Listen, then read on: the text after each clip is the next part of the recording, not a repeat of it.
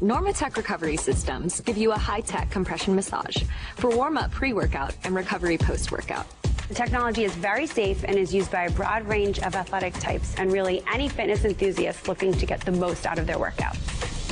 The whole idea is that we're using air compression to help increase circulation in the body. We wanted to mimic physiology, the way the body moves fluids. We went ahead and took a lot of those principles and put it into a system that you can use on your different extremities and your hips as well. Normatec has been an industry leader in pneumatic compression, providing improved mobility and profound healing for thousands of patients. We continually work with researchers to study and develop the effectiveness of our technology.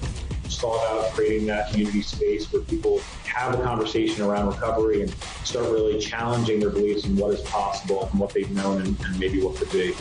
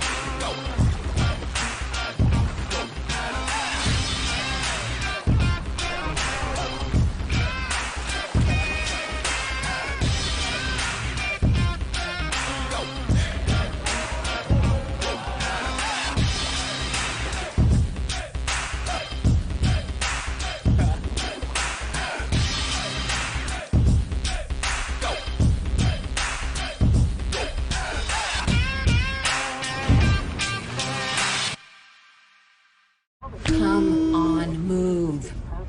Of course, there aren't any spots.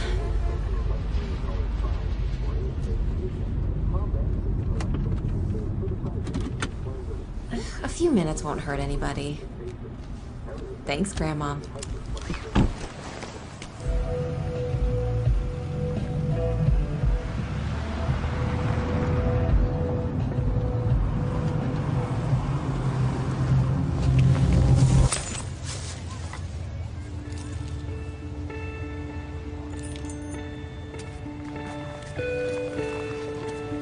Paralyzed Veterans of America works tirelessly every day to create a more accessible America. Let's leave the accessible spaces to the people who actually need them. Whatever the reason, excuses don't excuse. Join PVA and be part of the solution. Honor the spot.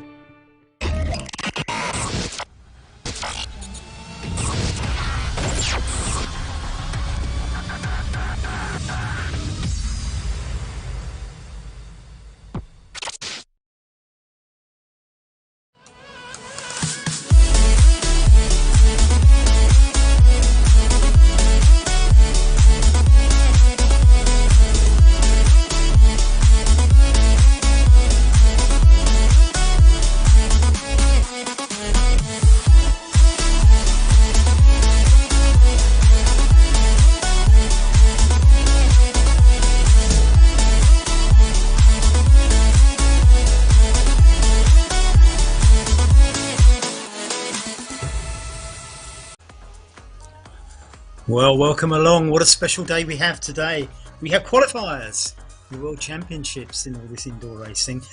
So 2 lucky people, 1 lady, 1 gentleman, are going to get through to the final on February the 26th, 2022. Who will it be? We've got a bumper lineup for you this afternoon. I say this afternoon, depends where you're riding from. I'm in London, so it's this afternoon. It's probably the morning if you're cycling somewhere in the USA, so good morning. We've got a bumper lineup for you this morning, this afternoon, whatever suits you. Starting with the ladies' race, which starts in a few minutes. We have 16 laps around St. Louis in Benton Park, and it's fairly flat, so I think it will be... I say that there are some elevation, but here we have the course. Look at this. So this is Benton Park. I think they ride the Benton Park Classic there, which is a race you can go and enter. As you can see, it goes over the highway and back into town after a little loop the other side of the highway. So fairly flat, 16 laps of that. It's going to be 43.9 kilometres. We'll call it 44. So we're looking at the sort of thick end of sort of 26, 27 miles, if that's how you work. As I say, ladies up first. We have a men's A race and a men's B race, and then we have the paracycling and the other bikes such as recumbents and trikes and things like that. This is all part of the Echelon Community Series. These are the dates for your diary. You can see here we're on the Gateway Cup. 11th of December, that's on the left, 4 down in the little list. Tomorrow we're doing the Iron Horse. That is going to be quite a long race, and that looks absolutely cracking. Then we move on, these are the community dates. There are professional races on the other weekends as well. We move on to 2nd of January, 15th of January, 16th of January and 29th of January for the last 4 races in the series. An absolutely splendid series so far. As I say, we've done the in the past, we've done the Tour of Dairyland and the Indy Crit back there. Now, I think we're moving down the country a little bit because we were up in Milwaukee last week. We're down in St. Louis today. So I think we're going to Colorado next. So we're sort of working our way down central USA. If my geography is not quite right, please forgive me. But I think that's roughly what we're doing. So as I say, we are looking forward to the race. The race starts in 2 minutes 16 seconds. It is the ladies race up first. I'm not sure that there's a huge field for the ladies course, but remember what's at stake here. This is entry and qualification to the World Championships run by the UCI on February the 26th, 2022. So whatever happens, there's plenty to race for, and even if they do get split up, remember, just like the real world has mechanicals for cyclists, we have techanicals here, and we witnessed, interestingly, one on Wednesday. It's one of my races actually, a race I organised, and one rider got within about probably 20 metres, maybe less, of the finishing line, and had some sort of technical problem with his PC or Apple, whatever, and was stuck there as all the other riders went by and ended up finishing last. So these things can happen. Don't assume that if the riders do get spread out that it all gets pretty tedious, because there's still always those risks. As I say, later on, after the men's A and men's B races, we have the hand cycling. You can see there, I'm not sure whether we've got hand cycle avatars today for the hand cycle race, but they will be with us soon, if not today. I know they've been worked on. I've seen some drawings of them, so that's quite an exciting development from RGT. If you're new to RGT, it is I suppose it's the easy thing to say is it's an equivalent to the sort of well-known Zwift, but it's very different. I think it appeals to a very different sort of rider. RGT is far more realistic than Zwift. It doesn't have all the games elements, the bells and whistles, scoring points and prizes and things like that. So very, very different. But its main attribute is the fact that we can all make up our own courses. So you're not compelled to always ride on Zwift's existing courses. So this is the women's race, and we have quite a few online. Let's have a look. We've got Oulette, Ella, Haag. Oh, and they're off. Brilliant, absolutely brilliant. So we've got a decent lineup here. There's 11 races, so that's quite good. Yes, 11 races. I'm delighted with that. And you can see it's quite an international field. 3 from the USA there. He's moving about. Quite a few Germans by the looks of things. Is that 1, 2, 3, 4 Germans? A Finn. 6 US, I think. 6 US, 3 Germans, a Finn. And un Français. Or Française, I should say, shouldn't I? Get my gender agreement correct. And we have the USA dominating the front at the moment. 2 off the front. It's only roughly 10 metres. I wouldn't expect that to split. I think the split behind this first 6 or 7 is the one that we need to look at. Between 7 and 8 now, you can see there's 20 metres already. There's somebody caught in the middle there, aren't they? Now, the thing is, are they going to get hung out to dry, or are they going to make up that gap? And Jacqueline Godby is out on front, not anymore. She's suddenly overtaken by Ola, but she's not having any of that. Taking turns on the front, maybe. I don't think quite. It was Erin Ayala, again from the USA. USA very dominant. 3 of the front 4 are from the USA, and of that batch of 7, 4 are from the USA. So a very dominant home showing here. And we would expect so. I mean, I think the times are designed to suit you guys. It's run by USA Cycling. Megan Isla is in, what is she in? 2nd place, and she's pumping out just under 200 watts, as we can see at the bottom of the screen. Cadence of it's changing. It's just gone up to 100, and heart rate of 179, 37 watts per kilogram. So. We've got a slight gradient here. If you look in the top right hand corner of your screen, there's these 2 pushing out. It's a plus 1.3. When I started saying that, it was about 1.3. There's only about 17 metres of ascent in each lap, so it's not really going to have any hills. But it is possible, if you just put that extra pressure on the front when there is a bit of an incline, that somebody behind gets gapped. And I was saying that RGT is very realistic, and one of its great attributes is the effect of the draft. And once you have dropped off, of course, you lose the effect of the draft. So little climbs like that 1.3% seem to have done a little bit of damage, with 2 going off the front. To good effect, really, just using that small incline. Now, remember, this is 16 laps, so there's 16 times you can do that. However, if you are in a group, it does have the advantage of the draft, as I was saying earlier, and you can, of course, like these 3 ladies here, 2 from Germany, 1 from the US. They Kate Toilette from the USA, along with the Hering and Karelis from Deutschland. Now, if you can get in a little group like this, it can save you a lot of watts over the course of the race. It won't be quite as organised as on the front, off the front. You can do that, and you see Sarah Kulis from Germany. Yeah. If you can ride in little groups and take turns on the front. It's quite hard to organise, and it takes a little bit of practice. If you've ever done any team time trials in RGT, and I can tell you I have, it took us a long time before we started getting anything like a cohesion about who was meant to be on the front. Not least because if you try and catch up, you quite often overshoot the person on the front rather than just pulling up on the back of their wheel. It takes a bit of knack. Eve Marie Hering, again from Germany. We've got 2 Germans in this little group sitting around at what have we got them at?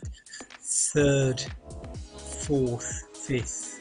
I'm reading the wrong thing, I think, aren't I? That's not that group at all. Herring's at the back. They're about so Herring and Carolus are back 10th and 11th, and they're about 300 metres off the front now.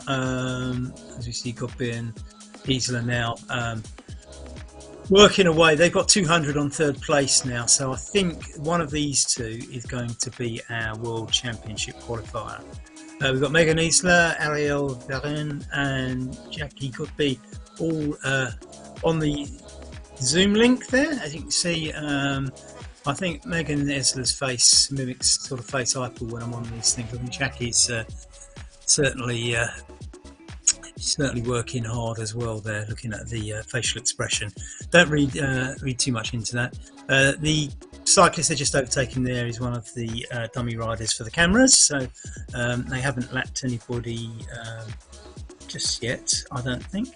We're 3.7 kilometres into a 40k race, so about 10% of the race done, and as I say, the first two have eked out well over 200 metres now, so I think they're going to win, assuming no mechanicals, by a kilometre or more, I would expect, possibly up to 2 kilometres at the rate they're going. That assumes they keep that rate. Now the big question is, are they going to try and drop each other? Because, you know, everybody knows their own strengths and weaknesses. If you know that the other rider is a good sprinter, then obviously you don't really want them around at the end, so you might try and wear them down during the course. On the other hand, if you don't know your rider, it's probably not the prospect of doing another 39 kilometres solo is probably not great. So there's probably a lot of tactical thinking going on in these girls' heads at the moment. Now this is a nice little group, isn't it? Look at that, 6 riders. They are going to benefit from being together, and this group of 6 is basically 3rd down to 9th, and I suspect that at this stage in the race, nobody's really going to try and break away, because I think it's probably a good idea for this 6 to sit together and get. And Ronkainen is pumping out just under 100 watts. So this is not, they're not going full gas, that's for sure. Although Anna's not on the front, so the person on the front is probably pushing out more watts. Anna's now pushing out 200 watts because she's gone on the front, rather endorsing my comment there. So again, I think these guys probably want to sort of sit around and do the group of 6, get into the second half of the race, and see, you know, how it pans out and who's looking tired. I suspect a couple are probably already struggling to keep on at the moment, because I know from my own experience. I mean, you see Berhan now, she's back on that group, sits in. I know from my own experience that sometimes you find yourself in a group like this, and you see Pizza seems to have dropped off that group, so it's down to 5 at the moment by looking at it. So it's as I say, it's one of those things where if you are struggling to stay on anyway, you know, one of those little ramps that we was looking at earlier can actually just drop you off the back, and you'll never get back on again, because if you were struggling to sit on the back already, catch up is probably not an option. The gradient's up to 2.2% here as we go through this little sort of banner, and so I guess that's the start and finish, isn't it? So yeah, it's up to 4% there. So this is where, if there are going to be attacks, they're a good place to have. But as I say, in this group, I don't think I would attack right now. I'd wait till the second half of the race and take the benefit of the draft, as we see the French rider Michon going off the front. Now we've got this triple view here, so we can see everything that's going on in the race. The 2 off the front, well clear, sticking together. As I say, I'd rather than listening to me, it would be fantastic if we could get inside those girls' heads, couldn't it? They're sitting there wondering what they're both thinking, because they probably know that one of them is going to be bitterly disappointed and the other one is going to be jubilant.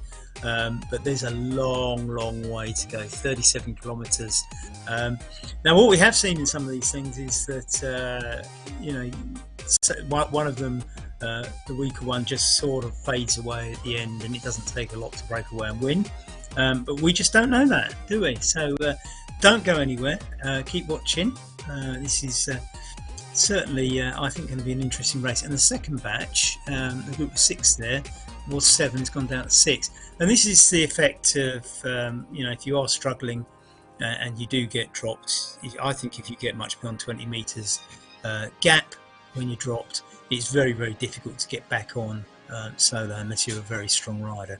So I think the 7th rider, who's fallen out of that, currently in no man's land, I think it's Pizza, isn't it? Pizza. the US rider. I think she's going to be in no man's land for a long time because the two riders at the back are way off. So anyway, so we've got 14, so Angela Pizza, yeah, she's a bit in no man's land, isn't she? 100 metres off the ones in front, 200 metres with Harriet and Ouellette behind. 14 riders, it seems we have. This is a good turnout. I'm very, very pleased with that. I mean, it's certainly worth taking part in the qualifier. I think we can assume that it's going to be one of our front two riders. It's Angela Pizza. It's quite draining doing these solo rides when you do get caught like that in between two groups.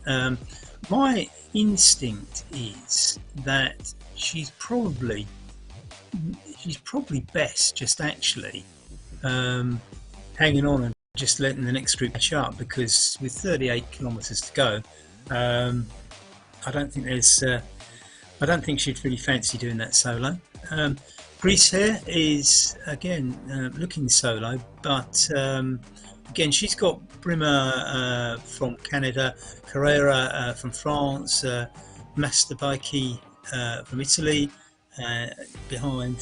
So we're up to 16 riders, in fact, actually. So there's 16 in the race. My mistake. I think I miscounted earlier. So let's say Greece here from Germany is 157 metres in front of Brimmer. The question is Brimmer catching or not? If Brimmer's catching, I mean, I think Brimmer's actually falling back. So I think Greece has got a long solo ride ahead of her, because she's not. She's got something like a kilometre to the next rider up. We see the front two there. They just hit 4.9% ramp in the race. So that was one of those points where you can lose a rider, but they've stuck together. Jackie Goody and we had French rider Carrera 15th and one but last. Should have Masterbaiki Masterbaiki is 250 metres behind her. So again, she's in that solo phase, and here we have Masterbaiki. If you go to the front, and they are stuck together like glue, aren't they? This has got to evolve. This is one of these sort of slow burn dramas, isn't it? We just don't know which one of these two has got the strongest legs. And with 35 kilometres to go, we're going to have to wait a little bit to find out. We've been riding 12 minutes now. We've done 8. So you can expect, I think we're going to be here for the best part of an hour before we find out.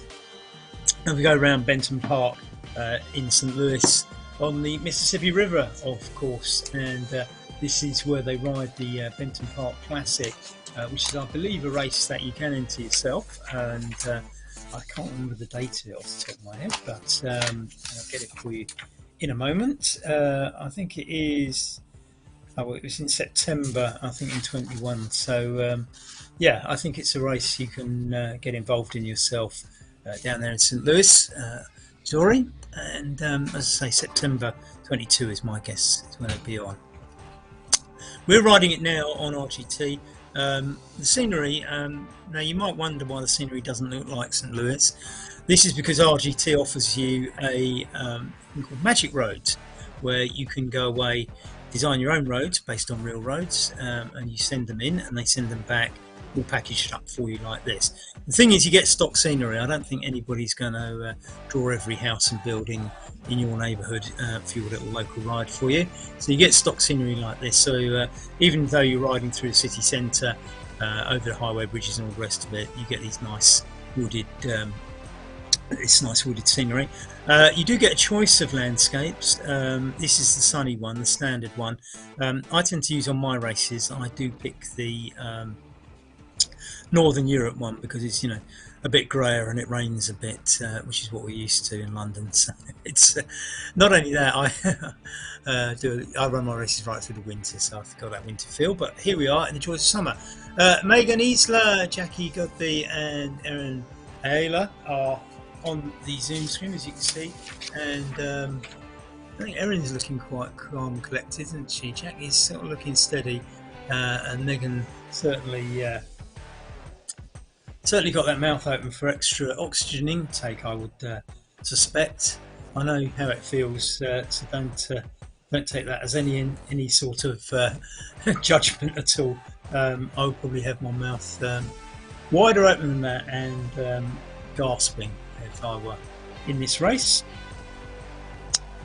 So, looking at this group of 6, this is a tidy group of 6, isn't it? So we are just having a look there. It is interesting. I think you need to look at some of the torsos there. So, for example, Michel, the French rider, has a male avatar. I don't know whether that is necessarily significant. I mean, I know when I've been in these races, there have been ladies who hadn't realised that there were female avatars, and certainly, I think at the beginning of RGT, it may have been that there weren't any or something like that. So we won't be absolutely certain, but I think if you look there, Michon is definitely using a male avatar, so that will be investigated by the judges at the end of it. I don't think Michon is going to get into the World Championships based on current positions, so I don't think it'll be worrying from that point of view. But of course, this is part of the Echelon Community Racing Series, and as such, it means that there are points on offer.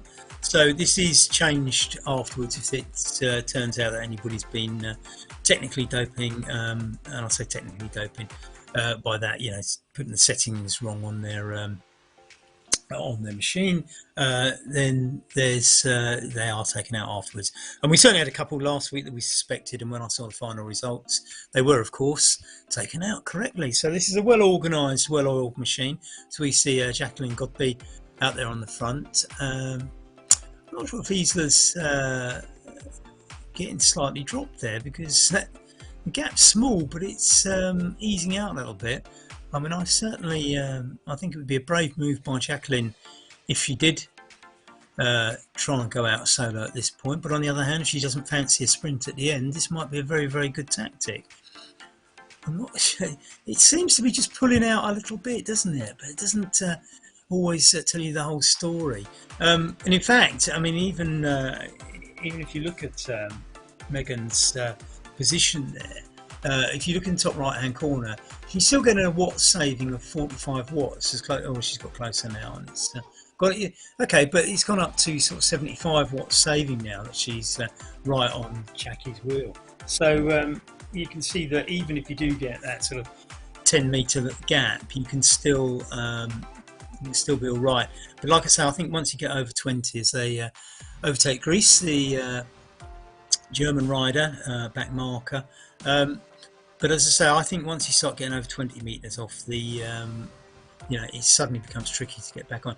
And I see this has happened again. Look, although Megan got back on Jackie's wheel, that little gap's happened again. I wonder if Jackie's actually just testing the water and putting on little spurts and seeing what Megan's got in the tank there to respond. And of course, the other thing is, she might actually just tire Megan out along the way. Of course, the other side of that coin is that the danger is that Jackie tires herself out by doing all this. So maybe nobody will benefit. But I think they're probably little teasers. Megan certainly responded and got back on every time, as we can see the two of them on there. As I say, look at Megan's face; it's very much like mine. Whereas Jackie she's got a very focused expression, hasn't she? But again, I think she's put in a heavy shift there. We see her and Ella looking cool, calm and collective on the right hand side out of the Facebook groups. Well done, ladies, for joining the Facebook groups. I think I would be just sort of blowing out of every orifice if this were me. So I think you're looking far cooler than I ever do when I'm doing these. So well done, girls. It'd be interesting to see. This is quite a this is a battle of wits, isn't it? Whereas here we have the little the group of six all nicely riding together. I think the group of six is going to try and stay. My bet is they'll stay together beyond the halfway stage of the race, and we're over a third of the way through the race now. We've got 30 kilometres still to go in this World Championship qualifier, UCI World Championship qualifier. So don't. I don't think it's anything less. This is with the cycling's top body. The qualifier is on the 26th of February in 2022 online. I don't know what the course will be and how many riders will be in it, but I can bet you that either Jacqueline or Megan, Jackie or Megan, is going to be one of the riders when we're there. Hopefully both of them, because I suspect this won't be the only qualifier, but this is going to be a battle of wits, isn't it? I mean, this is poker, isn't it? Really, because it's one of those things. Do you know what it reminds me of? It's those when you're watching those Grand Tour races and they're going up on the mountain stages, and no one really knows who's got what in the tank, and people do little digs and see how the others respond. I suspect that Jackie and Megan are going to be probing like that throughout the race. Group of six. This is, I suppose, effectively what we might call the peloton in this race, and they're getting the benefit of the draft as they catch up with Mastic Pike. I think Mastic Pike is probably not a real name. I think Mastic is probably the real name, so I'm going to use Mastic. That's okay. Gets overtaken there, and we look at. I don't think we read too much into this. That has strung out a little bit, though, hasn't it? That group of six. Will it come back together again? And it's Anna Ronkainen, who was racing with us last week. I remember, from Finland, and she's putting on a bit of spurt at the front. The hardest bits of the course that you can identify them in terms of gradient, because if you look at the bottom of your screen, so the rider with now we're with Verhagen, Ariel Verhagen, from the USA. So we're with Ariel at the moment, and she is, if we could see it, but we can't. You'll see at the bottom of your screen there's a green strip across. That's basically the profile of the race, and where that green goes a little bit brown, or in some places it might even go blue. Brown means you're going uphill, sort of orange, brown or red, and there's a little bit near the beginning, a little bit near the middle, where the gradient goes up a little bit.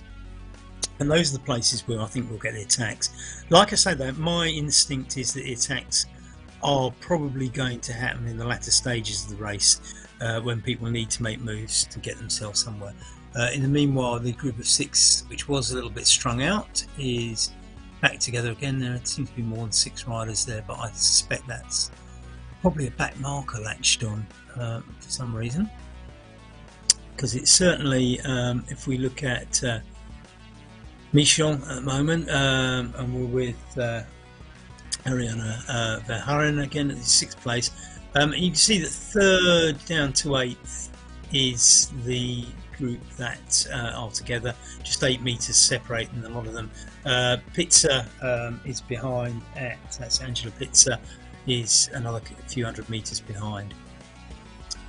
So looking down the list, we can certainly see that Greece and we've got Angela Pizza here. Angela's still in that no man's land that we were talking about a little bit earlier, 800 meters behind Michon. As I say, I'm not 100% sure that Michon is going to stay qualified. We're looking at 10th place here now. Herring, Carolus, it's Eva Marie Herring, and Carolus, and Yvette, and let's say, where are they in the yeah, I mean, they're 300 behind Pizza, and it's I think those sorts of gaps, I think somebody can drop off a group and get caught, but I don't think a group would naturally catch another group in front of it. Having said that, I think that the possibility is that a group of 6, if people ahead of them begin to tire, could catch them. The only thing is the people ahead of them in this instance are, of course, the 2 leaders, and I think the 2 leaders are out there for the duration. So I think it's reasonable to assume that I think the 2 groups will be the interesting ones, won't they? I mean, I suppose there's 3 groups. There's the 2 out the front, there's the Kate Ouellette group, and then there's the group of 6. So I think there's 3. The race is fallen into 3 parts, and this is the group of 6. But like I say, there's more than 6 riders in there. But I think they've picked up somebody from a back marker of some sort. So Jackie and Megan still stuck together like glue. Now we're obviously focused on Jackie at the moment. If you look at the bottom of your screen, as I was explaining earlier, you'll see that there's some little white dots. They're where the riders are. The big dot is the rider we're focused on, so that's Jackie Godby at the moment. There with Megan Isla, and these 2 are now just nearing a kilometre in front of the others with 26 kilometres to go. So I was saying that it might be between a kilometre or 2 kilometres gap between these 2 and the rest of the field. I think I'm going to be way off. I think it will be between 2 and 3 kilometres based on this.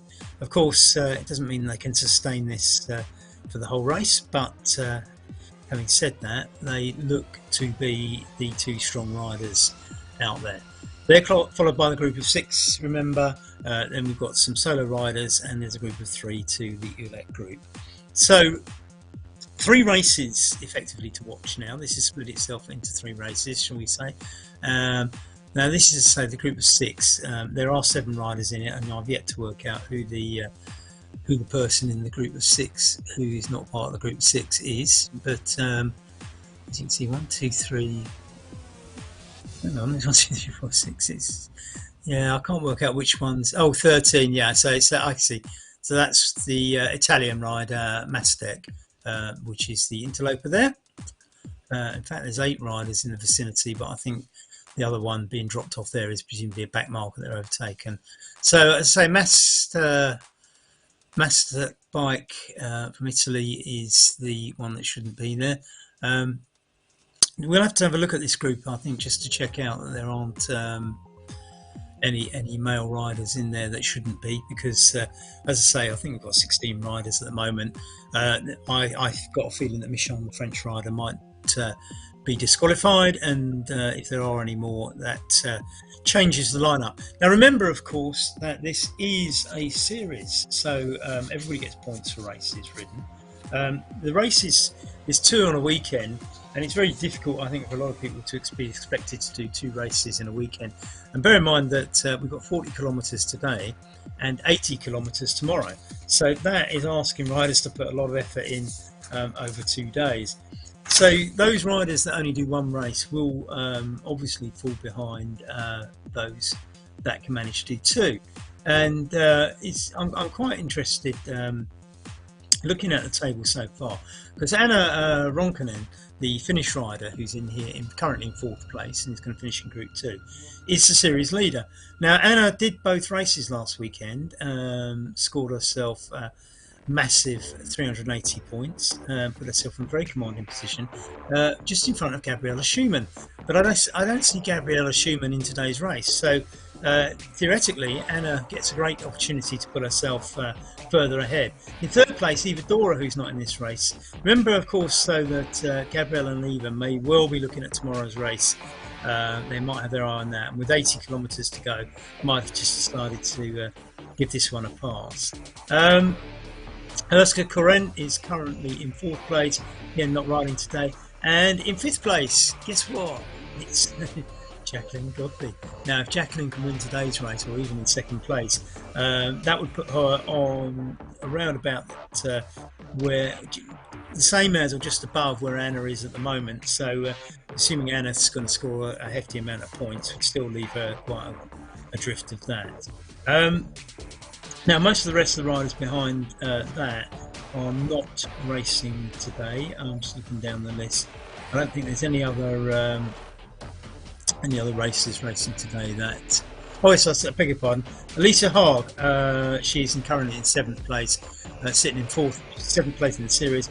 Elise is currently in 5th place in the group of 6. So, 5th place overall, but she's within the group of 6. So Anna and Elisa all looking to score points. But as I say, don't read too much into this, because it might be that these ladies are not racing tomorrow, and in which case they will probably, any points made up today will be compensated for by some of the other riders I've just mentioned taking part in tomorrow's race. Now, tomorrow's race is an absolutely daunting one.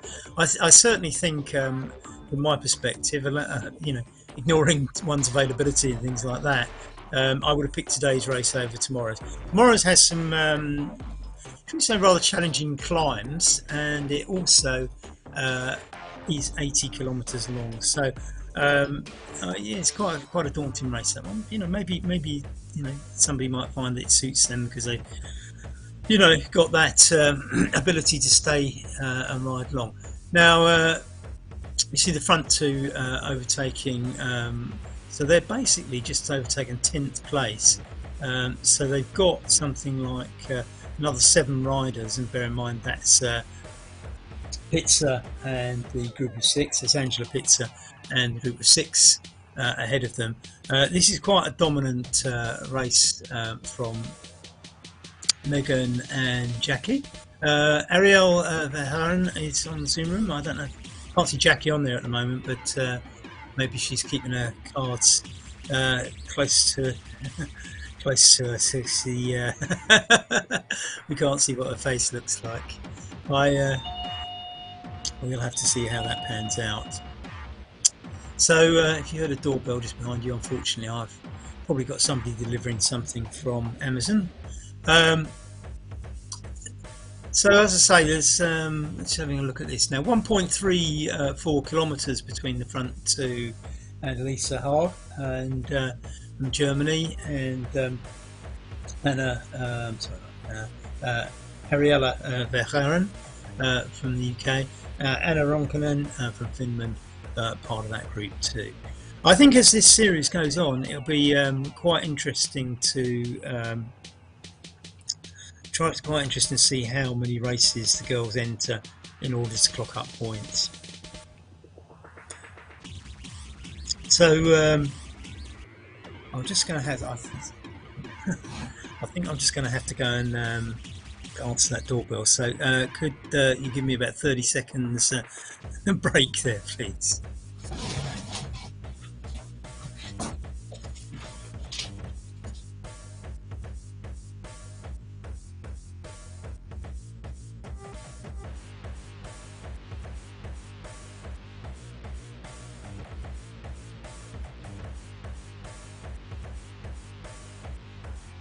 Right, all back, all sorted. It's so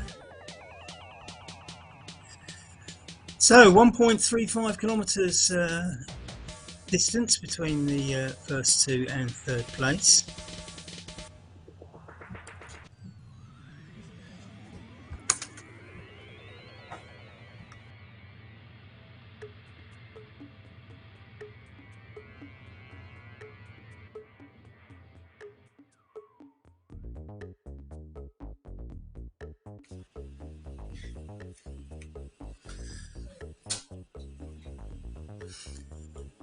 So the group of 6 still tidy and together, and so 1 point, actually I've just narrowed the gap a little bit down to 1.28 kilometres between Megan and Jackie. Maybe they're working together, maybe there's a little bit of fatigue setting in on the front too. That wouldn't be a total surprise. I mean, we're just coming up to halfway in the race, so we just done the halfway stage. So that's 8 laps out of 16 done.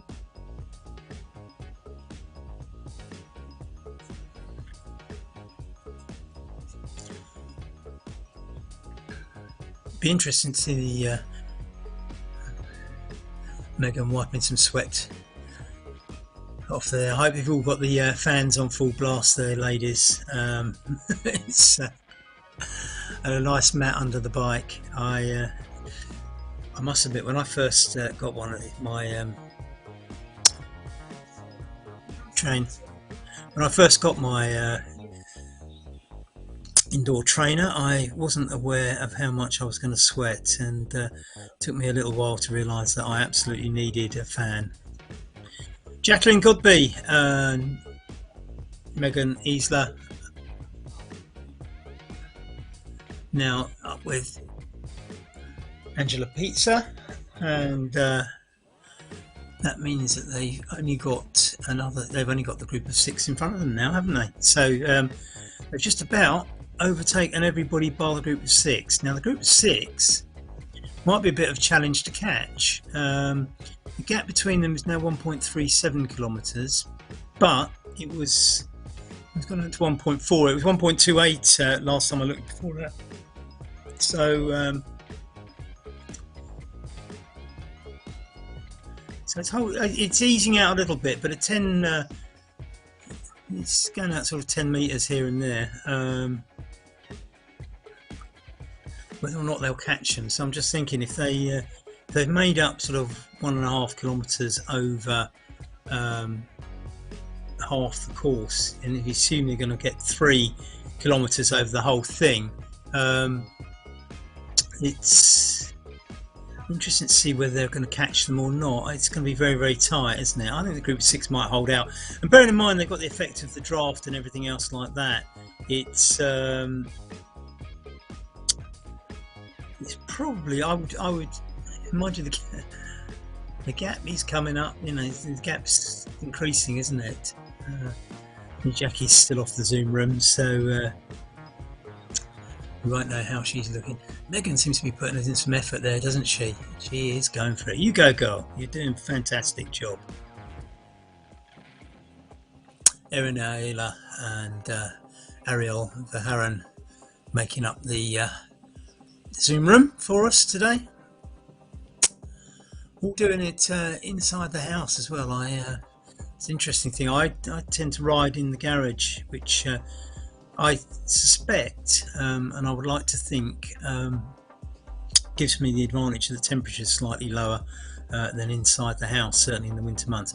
Now, I think what is interesting about this is that Jackie has spent, every time we've looked, Jackie seems to be on the front. So Jackie is towing Megan around the course.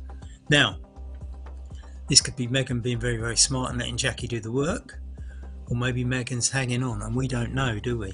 And neither does Jackie. And it's quite interesting though that I think Megan's getting the best result. Now, if Megan's got a good sprint, that could be absolutely devastating for Jackie. If Jackie has got the power to keep going, there's one or two things happen. I think you just reach the point where Megan can't sit on your wheel forever, and or Jackie has to sprint anyway, so we shall see. But Megan's right, she's riding superbly. I mean, this is you know, to sit on somebody's wheel that close takes a little bit of discipline. I was explaining earlier in this, if you've ever done team time trialing on this, it takes a bit of effort to get to that point where you can actually just sit on somebody's wheel without sort of yo-yoing backwards and forwards as if you're on a piece of elastic.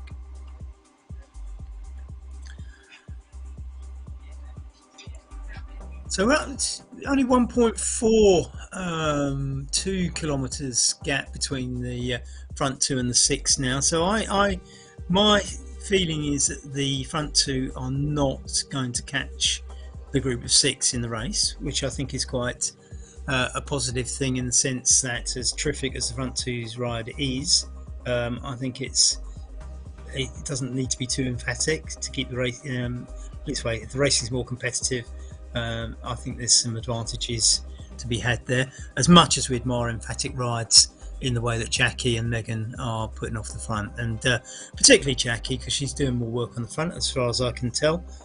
So chapeau, ladies. It's phenomenal at the front, and I still think it's entertaining, because there's 2 of you going to be duking it out over this second half. Jackie just pulling away a little bit there. Could this be the point where the elastic snaps, or is Megan got that ability just to get back on. Megan seems to keep pulling back on, doesn't she? You see this in racing quite often, don't you, where there's certain riders, and you particularly, I was using the analogy earlier of the mountain stages. They're on a descent now. Sometimes some riders, for reasons I never quite work out, seem to be quite good at descending. If I could work out how they did it, I'd be doing it. I certainly get left behind on some descents and struggle to work out what I'm doing wrong to not keep up with it. So, but like I say, Megan's just got back on, and as I was saying, you know, you see this in some of the top pro racing, don't you, where a rider is, you know, one rider will put in a little bit of a spurt and, you know, eke 20 meters out, and you think the rider behind hasn't responded and isn't able to keep up, but in actual fact, what they do is just marginally increase their tempo and catch up that 20 meters, you know, over the next couple of hundred meters or something like that by just pacing it out. It's I think probably, I mean, again, we're all made slightly different and we all have different talents and aspects of the way we ride, but I think if you keep explosively accelerating on those hills, and I know we're not on the hill today, then I think it can be quite wearing. So I think those riders who know they've got it within them to just sit there and up the tempo very, very slightly without exerting too much force, can just reel these people back in. And don't forget that if somebody has done an explosive sprint off the front, they might have actually just tired themselves, and they're unlikely to be able to sustain it. And of course, then there's people like Roglic who just explode and go up the mountain and nobody sees them again. But that's another story, and he's not riding today. This is the ladies' race. Remember, it is a qualifier for the UCI World Championships e-racing, 26th of February, the final. It's also part of the Echelon Community Split Series, so there's points to be had here, and some of the ladies in this group of six are definitely, sorry, we're not on the group of six here. This is further back. So I'm just looking at the avatars. I think Michon is well, it's definitely a male avatar, isn't it? And yeah, we'll have to see what happens. So Michon might be discounted for all of this, but this is the further back group, and there's still some behind them. They are they're going to have their own little race, I suppose, is the way of looking at it. And Angela Pizza there, poor girl, all on her own, and she's still got that tantalising 200 metres on the group behind, Kate Ouellette's group.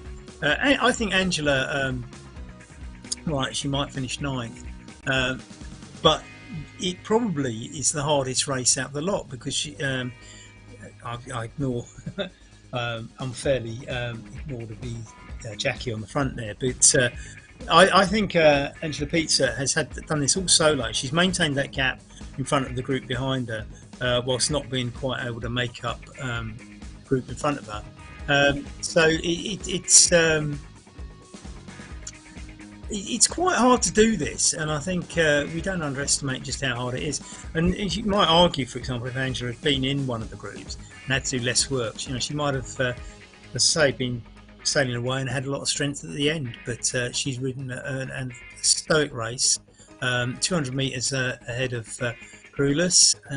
All right, she's over a kilometre behind 7th place, or 8th place, sorry, and the group of six. But nevertheless, I think Angela Pizza is one of the stars of this race, actually, because she's had to do most of it solo. That's my view. You can take your own view and write in and give us your other alternative views if you like. There's certainly a lot of heroes out here today, aren't there? I think even those further back. 13th, Greece has now, I suppose, what, over 2 kilometres. What are we over there? She's probably about 4 or 5 kilometres off the front now. But yeah, you carry on and you keep doing it, don't you? It's the way it should be done. Carrera, the French lady, riding here in 14th position, and she's quite a way off the front, but 2.5 kilometres in front of Mustak. And if you remember, Mustak did get a little bit of a pull from the as the group of 6 go by. Now you see, there is, I think it's telling how well that group of 6 are doing, because what somebody in Carrera's position might choose to do at that point is, as they come by, just up your pace a little bit, get into that group and just see how long you can stay in it, and buy some kilometres in a group. But she didn't. I don't know whether she was surprised by them coming up and coming around her. I know sometimes I look what's behind me, and if I see a group coming up, I start speeding up just before they reach me, so that I'm going at a faster tempo and can get into that group and sit on it, see how long I can get round, and it buys me a little bit of easier riding for a lap or two, and ups my position and time, hopefully. Still, we've got this thing where Jackie's on the front and Megan tight on her wheel. This is going to come down to some canny racing. 13 kilometres to go, so we're probably we're riding at 43 kph, so we'll work that one out, but we're probably 20 minutes away from the finish. And Jackie's back on the Zoom room and looking determined and focused, and Megan's looking pretty determined and focused herself, so she's looking calm and collected. So these are our 2 front runners, the 2 on the right there. Jackie Godby, who's been absolutely phenomenal off the front today, and Megan, who's just sat on her wheel and done everything asked of her to stay there. So this is going to be quite a finish, I think. We'll see what happens. I think anything into the last I don't know, 3 or 4 laps, Jackie might have a plan. Who knows? But Jackie's looking pretty strong. I mean, she does keep doing this, and there's this little, it's like a little bit of elastic here, as we see that Megan's just pulls off, but look, slowly gets back on. No panic from Megan here. It's all just up the tempo and come back again, like I was describing. You get these sort of cat and mouse games. Who knows? Jackie might be expending a lot of power trying to see if she can drop Megan. She's probably getting very infuriated that Megan's sitting on her wheel, and that's interesting though, isn't it? Because when Megan does pull up, which one did Megan slow down or did Jackie speed up? Because if Jackie wants to be on the front, that would be a very interesting tactic. Or maybe Megan slowed down because she didn't want to go on the front. Who knows? It's a shame we don't get to interview them afterwards, isn't it, and find out what they were thinking. That would be interesting, wouldn't it? I'd love to do that. I'm not sure.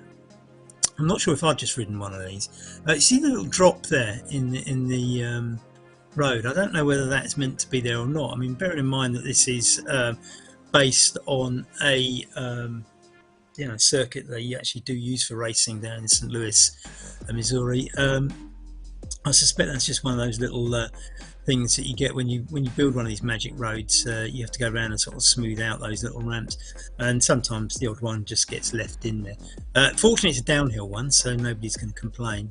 But sometimes you get one of those slightly going uphill. It can throw everybody's pace out.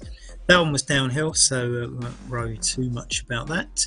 It takes it's a little bit of work building the magic roads, but I build a lot in my local area here in West London.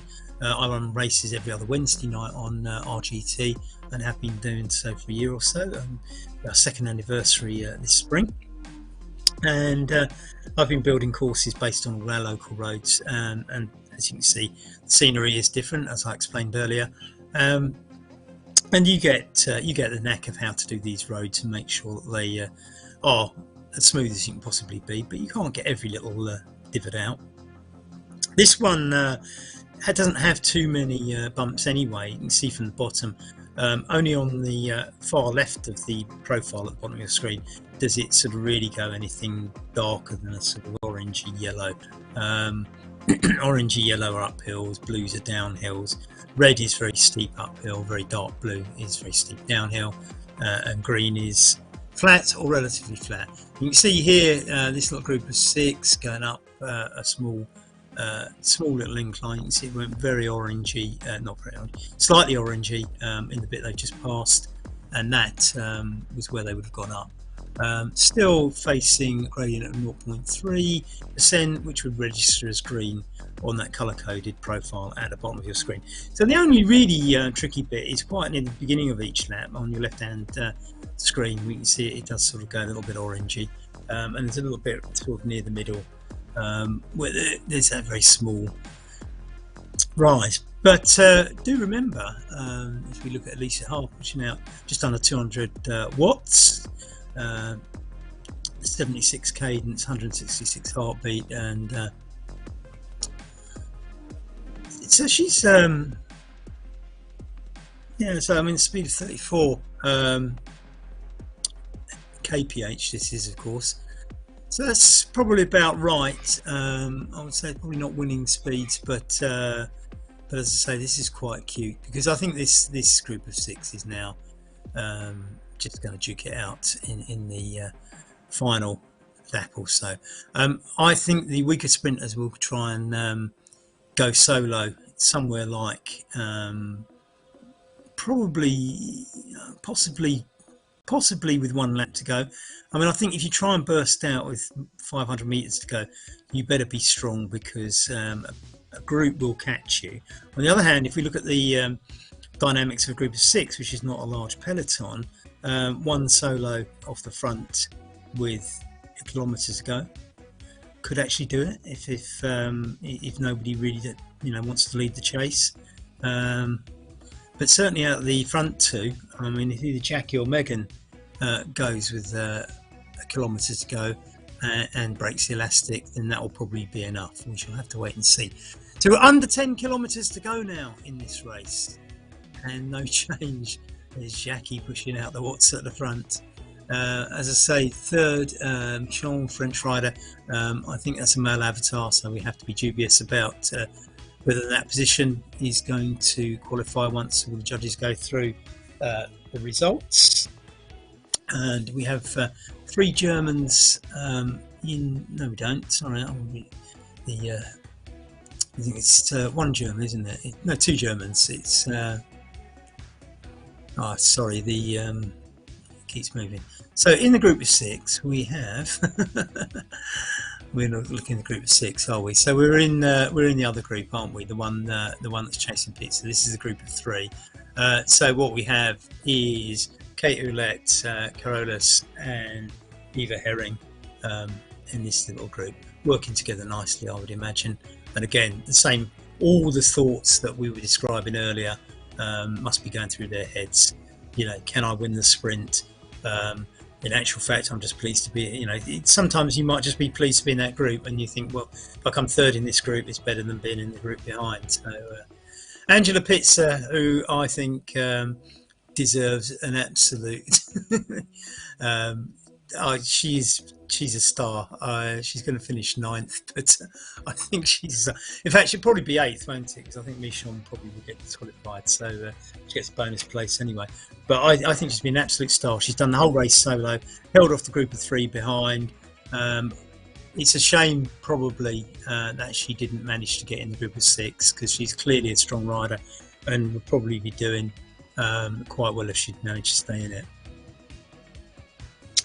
So, group of 6 still going away. Elisa Haag and Ariella Verhaeren. Who else have we got in there? Erin Ayala and Wagner, German rider. I'm not sure of her first name. Maybe we can have a look at Wagner, who's in 8th place in actual fact. And he's the other German, in fact. Wagner just going on the front for a moment there. In front of Elisa Haag, now taking it over. So 2 Germans in the group of 6. I was stumbling over that a little bit earlier, wasn't it? Anna Rankanen and Ariella Verhaeren. And Michon, as I say, I'm going to commentate on the assumption that Echelon is not going to qualify for a place in this race because it's a male avatar. We can't tell from the names, of course. Sometimes there's a little bit of a giveaway when we flash the name up on those ones too. But anyway, so we are 7 kilometres from the end, not long to go now, and Jackie doing another one of those little puts down the pressure on the front. Can Megan stay there? Megan drifts back, maybe 10 metres there, but slowly claws it back again. It's the same thing. This bit of elastic always pulls Megan back, doesn't it? The two US riders absolutely storming it. So I think it's fair to assume with 6.7 kilometres to go that the qualifier for the World Championship Finals on February 26th will be one of our American ladies on the front. Which one, I really don't know. You're both absolute stars, ladies. I think the way you've taken this race to everybody else is phenomenal. Well done, Jackie, for being on the front all day. Megan, for managing to stay on her wheel. She's obviously been digging in front of you. My other star rider of the day, Angela Pizza, just for riding solo in between the groups and maintaining distance from the one behind. Phenomenal. But we might still have some surprises to go. I mean, the group of 6. I mean, the final bits of their race could be absolutely explosive, and we have that group of 3 too, don't we? So, well, I don't switch off yet because this has got plenty to play out yet. So, group of 6 here, Lisa Haag, and on the front there, just in front of Ariella Verheeren from the USA. Coming up on the outside there is, or on the inside now, Anna Reinkamp. Remember, Anna is quite well placed in the series ranking, so these are, she's, when I say well placed, she's actually in first place, but I think Anna is going to be, she may not qualify for the World Championships, but I think Anna is going to be very happy with today's results. As I say, there is another race tomorrow. Whether or not Anna's going to take part in that, I don't know. And that's the thing. If you take part in every race, you may not even need to win the series. You don't need to win the races, is what I'm trying to say. So somebody like Anna could be sitting here saying, well, 6 is, I'm going to sit in this group, that's fine. I've got another big race tomorrow, pick up some more points tomorrow, and the series starts looking like it might be going to Finland. And very fair play to you, Anna. You might argue that somebody could do all the races and not win any and still win the series. My answer to you would be, what's wrong with that? Because they've ridden more kilometres than somebody who turns up once in a while and wins. You've got to be in it to win it, and if you're in it regularly, you've got a good chance of winning it. So I think strategically, Anna might be one to watch here as we go through the series. Certainly, if she races tomorrow, I think we can assume. I love that kit that Erin Hurler has. I'm not sure what kit that is actually, but it's certainly a bit classy, isn't it? That sort of purple and orange with the chain links in the middle, in a little circle. Nothing different on the front apart from the distance left. We have Jackie pushing out the watts on the front, and Megan sitting there slyly on her wheel, taking all the benefits of the slipstream. 4.5 kilometres to go. I think this is probably going to get tense. I'm sure the two girls are now sort of sitting there wondering what the other one's feeling like. I'm wondering what you're both feeling like. So it's absolutely cracking race, this, isn't it? I mean, we've got 3 races here. We've got the 2 girls on the front, which is like a game of chess. We've got the group of 6, and we think, my guess is they're going to stick together for a little while yet, but that'll all explode towards the end. Then we've got Angela Pizza, who's, if she holds that position between the 2 groups, having ridden solo for so long, has to get some sort of accolade. And then we've got the group of 3. So, if you want some entertainment, you know where to come. ZMS, Echelon, Racing Community League, and we've got plenty more to come. Don't forget there's a men's A race and a men's B race, hand cycling and special bikes race still to come today, and that all of them are going to do another race tomorrow, 80 kilometers tomorrow. Well, I would sort of bring in the sort of sandwiches and tins of drink and sit down and make yourself comfortable for watching that. Sure, it's going to be an absolute thriller. Can't wait to see how many ladies turn up for that one and which ones, because there's quite a few who are doing well in the series who aren't in this race, and if they all tussling with each other for points tomorrow, that could be an interesting race vis-a-vis the overall standings in the Echelon Community Series Ladies Open League. Now, it'd be interesting to again, we can't ask them, but be interesting to know what they thought. I mean, some people, because this is a World Championship qualifier, might have looked at it and said, well, if everybody enters for the World Championship, I might be further down the field and not get some points, so I'll go for the long one tomorrow.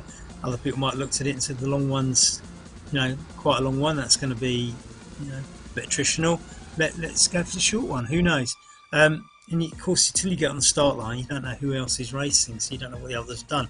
I think Anna Rankanen has made a good call, actually, because if she gets a decent position out of that group of 6, any disappointment in not qualifying for the World Championships is going to be more than compensated for by the fact that she will go sliding up that Echelon Community Series League, Open League for the ladies. She's going to go sliding up that table. So, 2.6 kilometres to go with these front two.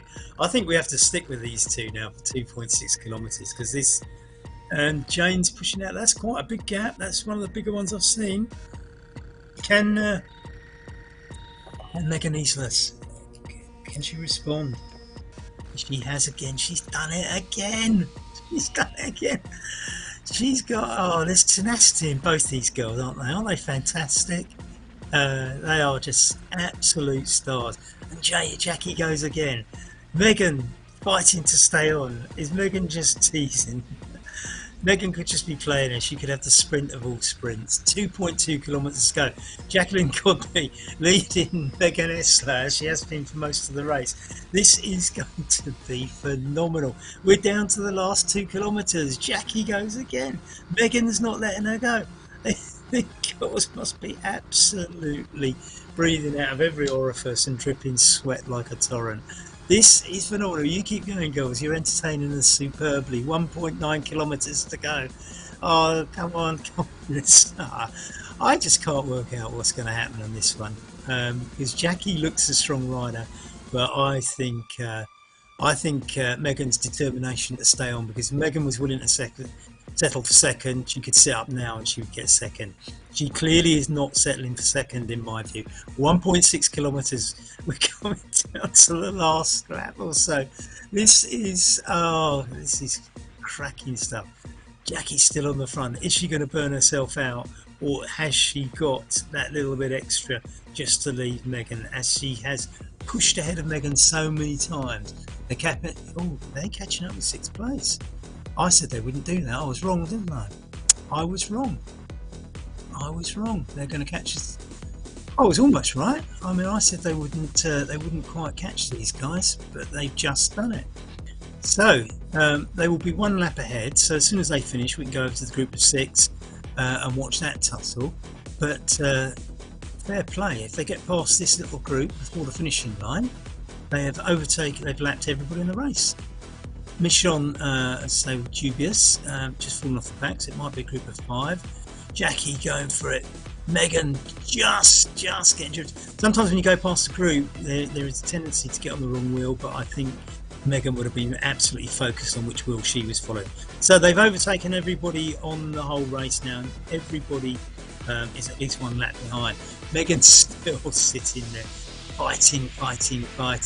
They go over that little bump we talked about earlier that probably isn't meant to be there, but it doesn't really matter because it's downhill. This is fantastic. Jackie's pushing out 5 kilowatts per this is 5 watts per kilo. Sorry, she's pushing out 5. You can see Megan's quite a bit lower at 4. So you know, there's quite a bit of saving. Now that's interesting because Echelon has caught up. So maybe the group of 6 are just latched onto their wheels, almost. Not particularly what we want. I think we don't want a muddled sprint, and we don't want anybody, the wrong people leading anybody out. Oh, look at Megan go! She has played this superbly. She was, oh well, we did wonder. She sat on Jackie's wheel the whole way round, made use of Jackie's hard work, made out that she was being dropped here and there and crawled her way back on, but she had what it took at the end. I did say just in the run up to that if she had any notion of settling for second, I think she could have sat up in the last lap because no one was going to catch her, which suggested to me she was going for the win. Absolutely superb sprint. You have to commiserate with Jackie. You know what it's like. You do all that work, you spent the whole day on the front, and the person who sat on your wheel steals it from you like that at the end. But that is bike racing, and that's how you have to play the game. Hats off to both of you ladies, fantastic. Jackie for the hard work, and Angela Pitzer better in 9th for a similar amount of effort. Megan, yeah, you played it really cute, girl. That was that was proper racing. That was proper racing. Cruel on Jackie, but superb, Megan. Megan Isla will ride in the UCI World Championships on the 26th of February. Now, we're back on the group of 6. I call it the group of 6. I think there's only 5 riders that, in my view, really count for this. I think Jay Michelin is probably male and maybe disqualified, but I'm only basing that on the avatar, so it may just be an error. And if you're wondering why the group of 6 is actually 8, that's because there's a couple of other riders caught up in it. Herring, for example, is not in the group of 6, so this might confuse the sprint, but and in fact don't look at the data on the screen at the moment because the camera is following Herring, who's in 14th place, and will not so 1.7 kilometers to go, 1.6 kilometers to go for our actual group of 6, so it's going to be a little bit tricky deciphering who's what. So we've got the Kate Ouellette in there as well, modelling up that group. So it's not, that's just a bit confusing now, isn't it? Because there's 1, 2, 3, 6, 7, 8, 9. There's 9. The group of 6 and the group of 3 are together, which is going to make the sprint a little bit confusing if they don't split up. And the other thing is Kate Ouellette might have just pulled a trick there. Oh, things are ratcheting up in the group of 6, I think, because they realise the sprint's coming. And it's Anna Räikkönen, who is current series leader, going for it. Oh, look at that. That's straight off the front. Erin Ayla. No, but that hasn't stuck. Anna's back again, kilometres to go. This is too early for a sprint, really. Erin there, of course, is in the group of 3, not the group of 6. So there's group of 6 are coming up to the finish, under a kilometre to go. There's 3 riders in there who are not on their last lap, so this is all a little bit confusing, and if you are one of the riders, you need to be following the right wheel. Now Anna's gone for it again, and I think the group of 3 probably aren't responding in the same way, in the sense that they're not fighting for a finishing line here. If you're in the group of 7, group of 6, then you have to. Kate Ouellette going off the front there. Now this might be tactical as well, because she probably works out that if the other riders in her smaller group of 3 are following the wrong wheel and she gets off the front, she might buy herself some space, but it hasn't stuck. What we've got off the front is Erin Ayla, and Anna's gone for it again. Anna wants the points. I mean, I'm sure Anna wants the points. She's gone too early though. I mean, to my mind, 300 metres is too early if you're really going to sprint out of a group this size.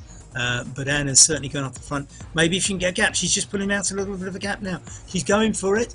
180 metres, that's quite a lot. And we get Ariella Verheyen, who's chasing her down. I think Ariella and Erin Ayla are going to beat Anna, but Anna falls a little bit there.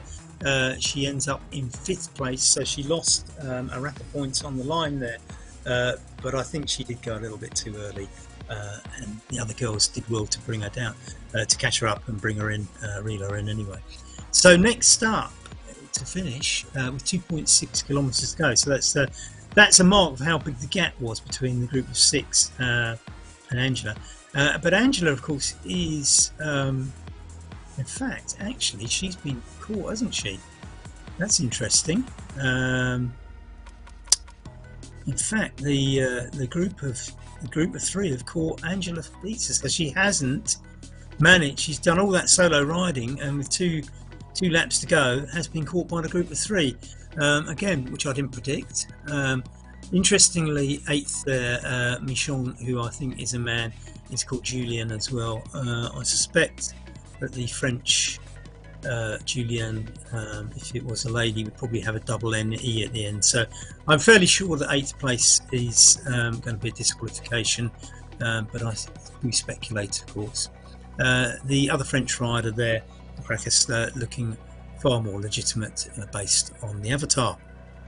Now, poor old Angela Pizza, I've been bigging her up all through this race because I thought she was going to hold that gap behind the group of 3. Don't forget though, the group of 3 have had that extra spurt because they got into the group of 6 and took the slipstream. So maybe maybe that's just one of those things that a bit tough on Angela after all that work, that they got that little boost and caught her. She might have held it out. 1.8 kilometres to go. My gut instinct is that the boost the group of 3 got from getting to the group of 6 was probably the undoing of poor old Angela. But Angela, I think you can be proud of your ride, girl. You take some pride, and don't forget, of course, you take it a bit easier if you stay with these lot, and who knows, maybe pip them on the line. Just have a look at the times on your right. So Megan Isler, who did that phenomenal sprint at the end, Jacqueline Godby, who did all the work on the front throughout the race, just pipped very, very, very. Oh, it's such a shame in the points. 0.07 of a second, and Erin Arela and Ariel Verhaeren just pipping Anna Ronkainen from Finland at the end. They were over 4 minutes behind the front 2, but they all came in the clutch, as you can see, right down to Julien Michon, who we think will be disqualified because we've got a feeling that might be a male rider in the women's race. And Elisa Haag and Dana Wagner, the Germans, taking up 6th and 7th place. So who will get, with 1 kilometre to go, we've now got a group of 4 tussling this one out. So we've got Eva Herring, Angela Pizza, Karoulas, Sarah Karoulas, and Kate Ouellette as our 4 as we go down to 800 metres. All tightly together at the moment. I think everybody would be pleased if Angela Pizza got this, just for the work effort she's put in. But one has to say that when you've ridden solo for that long on your own, if you've got the legs left for a sprint, then that's be very surprising. So it's basically Deutschland versus the United States of America here. Sarah Karoulas, Eva Herring, Kate Ouellette, and Angela Pizza, the 4 riders. The Germans in that white and black kit, not too dissimilar from the German national football team's kit. I don't know if that's a coincidence or it's not. Sponsored by Rose Bikes there. I should know the name of their team, but I can't remember. Kate Ouellette riding for Team Lou, which is Lou Rick's team. 200 metres to go. No signs of anybody really going for a sprint. I guess Karoulas going to sneak out from the back. Certainly some riders do know how to do this, but here they go. It's the Germans going for it. It's going to be the Germans. Is it? Yeah, I think. I don't know. Angela Pizza. Oh, not quite. So Germany, USA. Kate Ouellette slightly dropped. Angela Pizza not quite making up on the first of the group, but certainly clawing back 1 place. As we can see from the results. No, we can't see from the results. They're not quite up yet. They'll be up in moments. Don't worry. So as I say, Angela Pizza just beating Sarah Karoulas on the line but not quite getting up to Eva Herring in that little duel. So that's most of the riders back now down to 12th. We've got a couple still out riding there. Greece from Germany, Carora from France, who's a legitimate French rider. We've got between 3.8 and 5 kilometres to go, so there's a few laps for those two ladies to go. I don't think there's going to be any tussle on the line. I think 13th and 14th places are going to go to Greece and Carora from Deutschland and La France, respectively. So I think we know quite how the thing's going to pan out. I think everybody in 9th, 10th, 11th and 12th will end up in 8th, 9th, 10th and 11th. Eva Marie Herring, as I say, just pulling out the best of the sprinters there. The gaps are very, very small, and you can see that at 9th, 10th and 11th, according to this, all on the same time, although you can see the slight differential in the seconds in the plus figure just next to it, showing how far they were behind the actual winner. So it's an 8-minute gap from the winners. So, you know, I suppose they're reasonably equidistant, aren't they? So the winning group was 4 minutes in front of Group 2. Group 3 was another 4 minutes behind that. And I think that Greece is about another 4 minutes probably still to go, I'm guessing. Probably a bit more, actually. No, let's assume that's a little bit more, I'm afraid. No, 3 kilometres? No, they're not going to do it. So anyway, that's the ladies' race. We're 3 minutes away from the start of the men's A race, so I think we're probably going to have to go over to that. I suspect we've probably got some adverts to play in the meantime. As I say, I think you can safely assume, apart from the Tecanicals, that Greece and Carora are going to finish 13th and 14th. So that's your lineup. Well done, Megan Isla. Chapeau to Jacqueline Godby for a phenomenal ride on the front. So cruel at the end. I have to say my other star ride, Angela Peets, down there in 10th, mainly because she had to ride solo, and I admire that. Well done the group of 6 for making a really good race of it, with the exception of Julia Michon, who we don't think should be there, and the 2 ladies still on the course. Good luck, hope you get back in time, and as I say, I think we can predict those other results. So we should be able to have a couple of adverts and then flip over to the men's A race, which is starting very, very soon.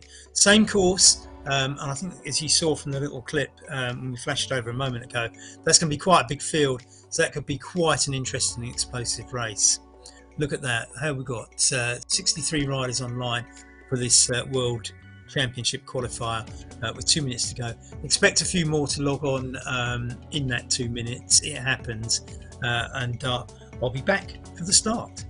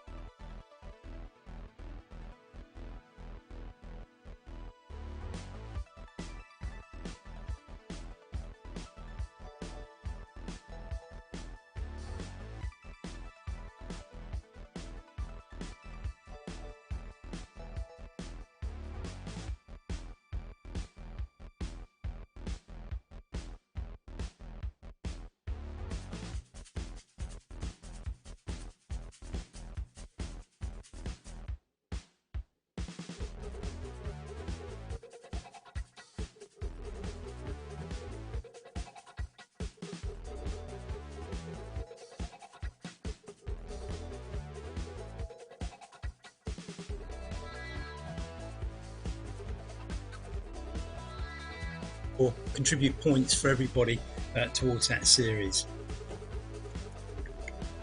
And they're off. The race has started. You have to pedal like mad in these starts, and then it tends to sort of pull itself back together, get into a peloton. And we see some familiar names on there. You can see how strung out it is. You see how strung out it is just as we go around that bend. One or two people will not quite stay on that, and that's, if, in terms of winning the race, that's their race over. But this is a key point in the race. If you can get into the peloton now, you can sit in. So as you can see, it's a 44-kilometre race. It's 16 laps of this course in Benton Park in St. Louis, Missouri. Now it's basically flat. There's if you look along the profile along the bottom, you'll see it goes a bit sort of orangey in the bottom left-hand corner, and there's some teasing almost orange in the middle. There are a couple of places where the gradient momentarily hits about 4.9%, I think, but it's not long, and I think you can assume that the riders, certainly in the peloton, will not be affected by that. I mean, somebody might drop off the back, but I don't think it'll be too bad. So we see Mark Rowbottom from Ratio Racing in that familiar Ratio orange and black kit in second place now, tussling with Bard and Revel at the front. Three British riders as it happens. Mike Lister in there as well, making it 4 British riders. Mike Lister down there in Torquay in the southwest of England. But now they've all been pushed to one side by Bouchard Howe from the USA. I wouldn't read too much into this. You can see the size of the peloton. It's quite large. There might be 40 to 50 riders. Kevin Bouchard Howe is the US rider who's usurped everybody on the front, and he is riding on home turf, I suppose. I don't know whether whereabouts any of these people come from. Liam Bard, one of the British riders that is on that little group at the front. I wouldn't read too much into this. I think they'll go up and down the peloton, and what you might see is certainly as they go around each lap, you might see the odd rider just drop off at that early point where it goes orange on the profile at the back.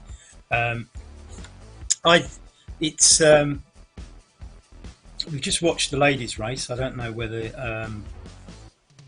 you've been watching with us or not. There is one little bump down the course, which I don't think really matters, but the uphill bit didn't do too much damage from what I could see in the race. I think in the peloton like this, though, somebody does want to push hard on the front, and if you look at the bottom now, you'll see that the white dots along the bottom are where riders or groups of riders are.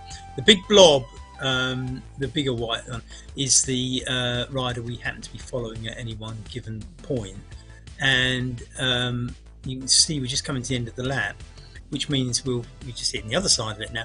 We're just about to hit that point where we go up the slope.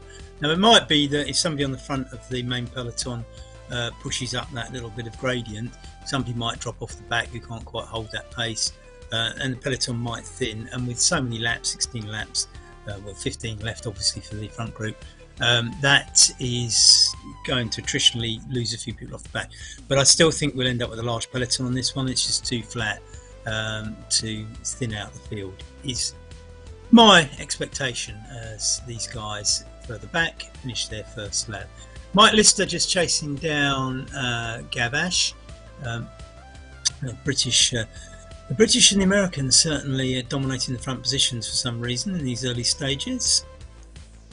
We have a transatlantic union of some sort, and certainly Zach Harner in there, Mike Lister, Jesse Seaman, Liam Bard, just picking out some names.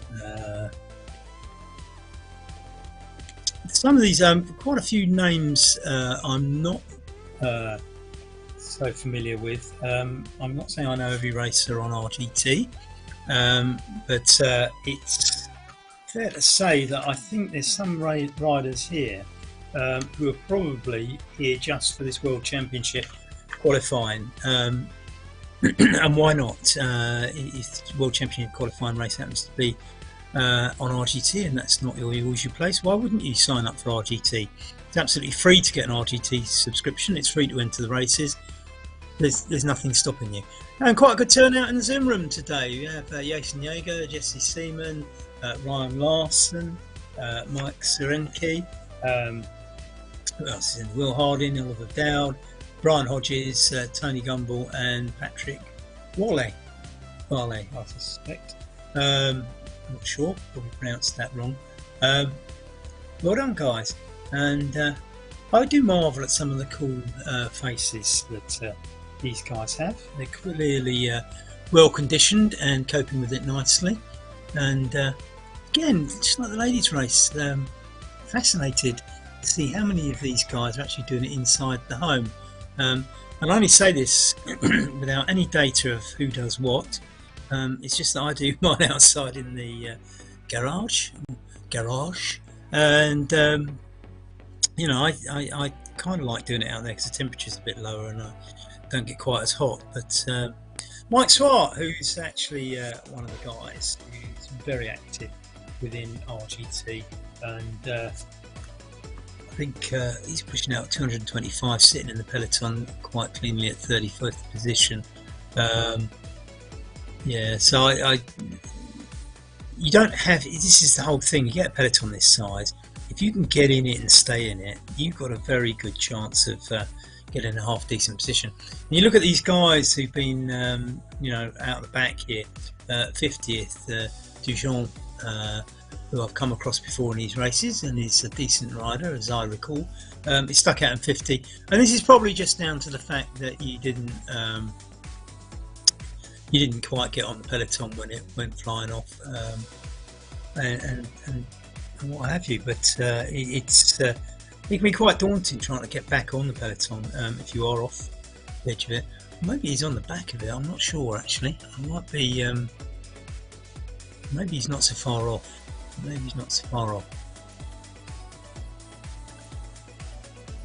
Now this is strung a little bit. Just trying to see how far back the numbers go to get a view of how big this peloton is. I don't think that's 50 riders. So I think our man back there probably was off the back of that. So well, it's quite a large peloton still though. We're seeing the numbers back like 31, 32 at the back. I don't think it's 50 though. So I would estimate no more than 40 riders now in the peloton. So the guys we were looking at the back in 50th place are off the top. Patrick Varley, he's the man of course in our Zoom room that we just saw in there cycling with all the others. He's up there fighting out the top positions with lots of other Brits and Americans. It's a top 11. Oh, there's an Australian player. No, is it Australia or New Zealand? So I think it's a New Zealand flag just coming. Mark Rowbottom, Racio Racing, and that orange strip. I know Mark quite well. You see him in a lot of races, quite an active RGT man. And I think this is 6.5 kilometres in. I think this peloton's probably going to stick together. I said poor old Jerez at 42, which so that gives us, and if Jerez can't stay on, which it looks like, no, he's gone. I think if you were watching earlier, and 41, another pole now off the back. Oh, could he use 2 poles in one go? I don't know. I think Gashek might just get himself back on, and he has. Well done, Gashek. So 41 in there. Jerez long gone now, 170 metres. If you were listening to the commentary during the ladies' race, I was explaining that I think once you hit that 20 metres off the back, you will struggle to get back on unless you're an extremely strong rider. And I think we just saw that in that little scenario where, you know, you just wondered if you can stay on, and it got to 20, and all of a sudden it just flew up to 175. And I think there's some point, and I'm not the person to ask what it is, but at some point you lose the effect of the draft, and after that it's just going to kill you to get back on. And of course, everybody's sitting in that peloton up front. It's highly likely that nobody's on the front for very long, so nobody's really wearing themselves down. As you see here, you saw Sarnecki, well, it looked like he was going to the front, but it only said fourth. So if you watch Mike Sarnecki there, he went to the front and then sort of dropped back to 11th or 12th, and he wasn't on the front for very long, if at all. And somebody else will go to the front, but as they go to the front, somebody else will be around. You see Hodges just overtaken there by Mark Schwartz again. Is Mark Schwartz doing this deliberately? Possibly. I think Mike Schwartz may be, actually. Now, some of the riders are aware that if you do this sort of move, you're probably not going to go out survey for 35 kilometres, but you put pressure on the front, and if you make it thin, you just drop some more people off the front. The poor old Brian Hodges here is just sitting there in no man's land, dangling almost, because the peloton aren't really overtaking him, but he's not really catching Mike Schwartz either. Mike Schwartz might be putting in a bit too much effort, for my money, too early. 10 kilometres, sorry, 10 metres for that distance, that amount of effort, is not worth it. And what are you going to do for 35 kilometres if you do break free? So I can only assume that Mike's doing this just to sort of see if he can spin a few people off the back with the pressure, and he's swept up again by the peloton. And we see Zoff Clays, who looked like he had a Ratio Racing kit on. They're flying off the front, and yeah, as each person goes flying by, now you can see Daniel Marquez and a few others did drop off, so Mike Schwartz's tactics have lost us 3-1. Bad luck, Daniel. Gasek, who we saw earlier, and Jackson. Daniel, he's got the Brazilian flag, but I know he lives in Portugal and runs a bike rental business. So I think it's in Porto, if I remember rightly. So if you're down there, go and see Daniel. He runs an excellent bike rental business. As we have a look around the Zoom room, Mike Schwartz in there, he's pedalling at quite a cadence. James Yeager at the top there, wiping his face. Ryan Larson with a jersey on, as is Brian Hodges. It's quite interesting to see how people dress, isn't it? I mean, some of them with nothing on, some people just I say nothing on the top half of the body, I should say. Let's correct this. This is a family show. Somebody's just got shooting off the front there, haven't they, in the blue jersey? And a few people looking to chase them down as they go around that bend. Oh, it's Alex Plaisir from Germany. Alex, one of the top riders that we see regularly on RGT races. As I say, at 34 kilometres to go, I think that's probably not a serious attempt by Alex to get off the front. But as we've just seen, we shed 3 riders, so we're down to 38 in the peloton. Keep doing this, guys, and you get it down to sort of, you get it down to sort of maybe 25, 30, and you certainly shed a couple of decent sprinters. It's worth everybody's while. Mike Lister now, the man from BCN and Torquay, joins Alex Plaisir off the front, both in the same kit. And I do know the name of this team, but I can't quite remember it now. They are based in the southwest of England, though, and it's a newly formed team, actually. My goodness, if only I could remember the name. It's shocking. It'll come to me, don't worry. But Alex Plaisir and Michael Wilson in that team. Zoff is now the man on front. There's a little bit of stretch there, isn't there? But he's swept up quite soon, and nobody really particularly dropping off the back at that juncture. So I think that's just another case of somebody doing their 15 seconds of fame on the front, as Andy Warhol once phrased it. And Chris Nevin now in 3rd place, 4th place, 5th place, as he drops back and somebody else takes up the front of the peloton. Zach Harner in 2nd, and we see there's quite a few sort of regular names that you will see keep going to the front. And Mark Rowbottom up there again, we see. And Blodgett is the next one, David Blodgett.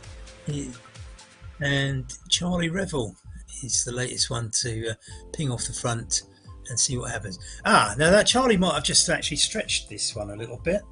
There is a bit of stretching going on there, isn't there? So this one might have some effect. Pushing out 600, he's dropped down to 3 now, but margin just about hitting 600 watts there, which is phenomenal. And this is top racing, and it is a world championship qualifier. You can see that is stretching the peloton a bit. They're not holding him down easily, and if they do chase and it stretches it even more, we could see some more riders going off the back. So it's stretching even more now. Stretching even more. He's been caught by Kevin Bouchard-Howell, but now Kevin's just going off the front again, which will just have the effect of stretching this even more. I think we will probably lose at least one rider as a result of these two moves.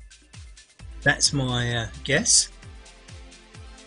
I stress that it's a guess and not a prediction, because obviously I can't say with any certainty what's going to happen next. But Kevin Bouchard-Howell is putting out, getting, hitting well over 550 watts there. This is phenomenal output, and he's eked out a 30-meter gap. Now I don't know whether Kevin's, we're going slightly uphill. It's only sort of like, it's under 2%, but it is a place you can do some damage to the peloton. That is absolutely for sure. He's just overtaken a back marker there, but I'd be interested to see if there is, what the damage is off the back from this. Can't quite tell from the pictures, can we? But my instinct is that something. Oh yeah, there we are. Look, that we were in 38, and we've just lost the pole there. Kanoshevsky and the German Kudlisha have just gone off the back, so that's lost us 2 riders. Duval, great name by the way. That's the French drink that I've drunk far more than I should have done over the years. It's Pastis. I'm just behind a Frenchman, Olivo, and there's people off the back. They're struggling to stay on, aren't they? I don't know how much damage that's going to do, whether we'll get any more loss off the front, but once my prediction was right, we did lose riders off the back, and Kevin Bouchard-Howell still pushing out the front. Larson and Bleakley, the New Zealander, just following up, and then a whole array of Americans. This is used with Brearley from the UK just interloping there a little bit. So overtake Kevin Bouchard-Howell. Bleakley, the New Zealander, is now the man on the front. This is a little clutch. Aaron Bleakley, great racing, Aaron. Suitably for New Zealand, are in all black. If you don't quite follow the reference, the New Zealand All Blacks are probably their most famous sporting team, and they play rugby union. So if you're not from a country that plays rugby, that probably won't mean a lot to you, but New Zealand probably over the history of rugby, if not the greatest nation, should we say, certainly in modern times, they've been phenomenal. I'm not a rugby fan, so I can't give you the data, but I'm very aware of the All Blacks and that wonderful little chant they do at the beginning of every match to intimidate their opponents. So Aaron just getting a little bit of respite as Harding takes on the front. We have another look at the grimaces in the Zoom room, and I don't know. They all have different styles, don't they? It's quite interesting, isn't it? I see William Zugab's camera is in an interesting position. Not quite sure. I assume that the camera is not from his PC laptop then, in that instance. Most of the rest of them are more conventional. Monsieur Mendizabal, got a side camera there, but I suspect that's one you just place on the shelf or something like that. But maybe William Zugab's has fallen on the floor or something, who knows. Well done, guys. Once again, it's interesting, isn't it, that everybody's inside their houses. I must be the only freak that actually goes out and does it in the garage. Or maybe these people live in flats. Maybe that's what it is. But well done, guys. You're all looking much more relaxed, professional, and likely to achieve something than I ever possibly could on one of those things. So going back to the race, now we still have a lot of American flags and a few UK ones, interlocked by Canada and New Zealand. It's very English-speaking nations on the front of this, isn't it? It's I don't know if that's coincidence or not. It's certainly based on North American start times. Well, I have to say, for those of us in Europe, this is not the worst time. I mean, I think this is quite a cute time to do a weekend race. I think it's was it Eastern time or 11 a.m. in your time? I can't remember, but certainly in London here it was about 4:30 or something like that. 5 o'clock, isn't it? Yeah, it's 5 o'clock in the UK in the afternoon, so that's quite palatable on a Sunday for a lot of us. So sorry, Sunday, it's a Saturday, isn't it? There is another race tomorrow, by the way. Tomorrow's race is going to be an absolute corker. It's down in Colorado, and it looks a monster. It's the Iron Horse race. Charlie Revel going off the frontier, UK rider. As I say, 28 kilometres to go. I don't think Charlie's really going for solo glory, but I certainly, as we've seen, every time somebody does this, it thins the peloton out and a couple of people drop off the back.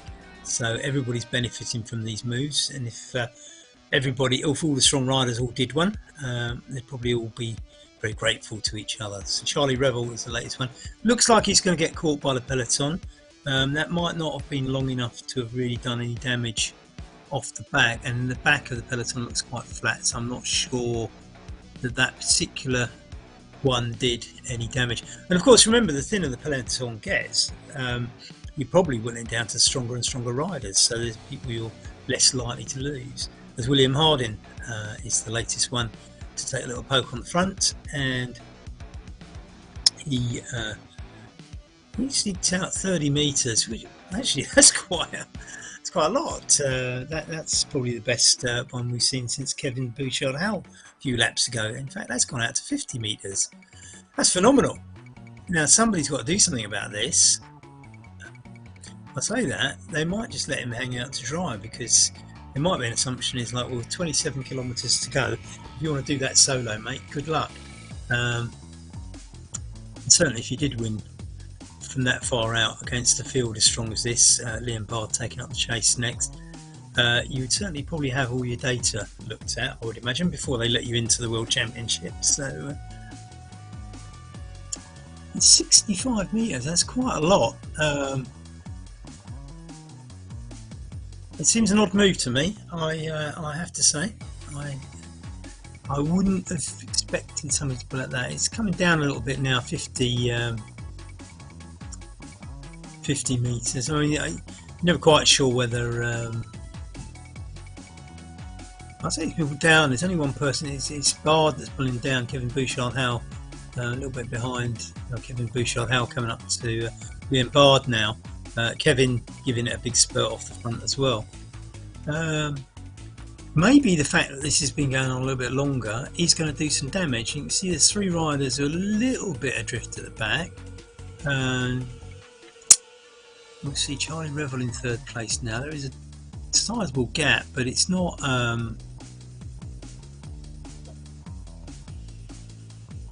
interesting. I don't think that's going to I don't think it's going to lose many people off the back this time. I just don't. Seems like William Harding, I mean, he's still got 60 metres to go.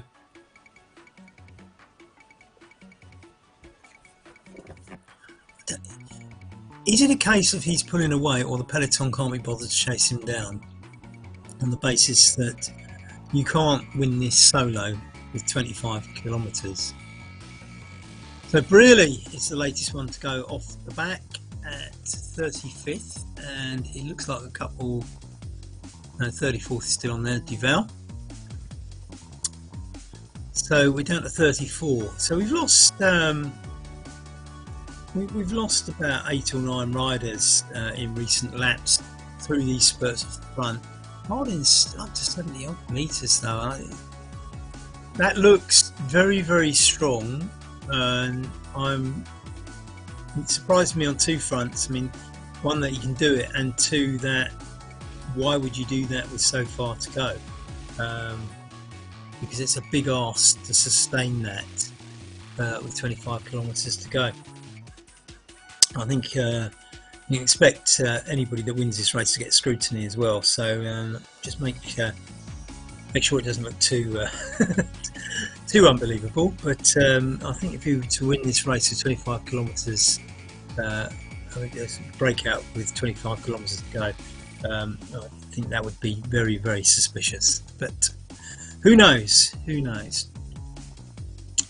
Maybe the peloton's going to reel him in, and they are beginning to. It's 50 metres now, so maybe that looks a little bit more credible. Maybe the peloton just weren't really chasing him down, so perhaps it will all come together again. 30 metres, Gavash, Kevin Bouchard-Howell, Mark Bruce, Zach Harmer, David Blodgett, Mark Rowbottom, all in the chase there. It is strong though there. You can see from that the white, the red, black, white and light blue jersey is OTR Racing, isn't it? So it's a bit strong there. Still got 34 in there though. Just these are the points where somebody, it's when it gets strung out like this, somebody just snaps off the back and can't quite get in there. There's an OTR rider there who just got back in, just overtaken Odevo there. So no, these, I think we can assume, as I said earlier, that the riders, the 34 we've got left in this, and bear in mind, probably got 61 currently riding. So there's you've probably got the best 26. Sorry, it's not 30, it's 34. Zach Harner there, pushing out 240. It's quite interesting, isn't it, that you get in one of these pelotons, and if you compare this to the ladies' race, for example, where the ladies were riding in much smaller pelotons and having to push out just under 200 watts at whatever speed they were going. And you can sit in this large male peloton going phenomenally faster and not doing that many more watts. You can probably earn, maybe 20 more watts, 220 or something like that, and you're getting just overtaking one of the cameras now.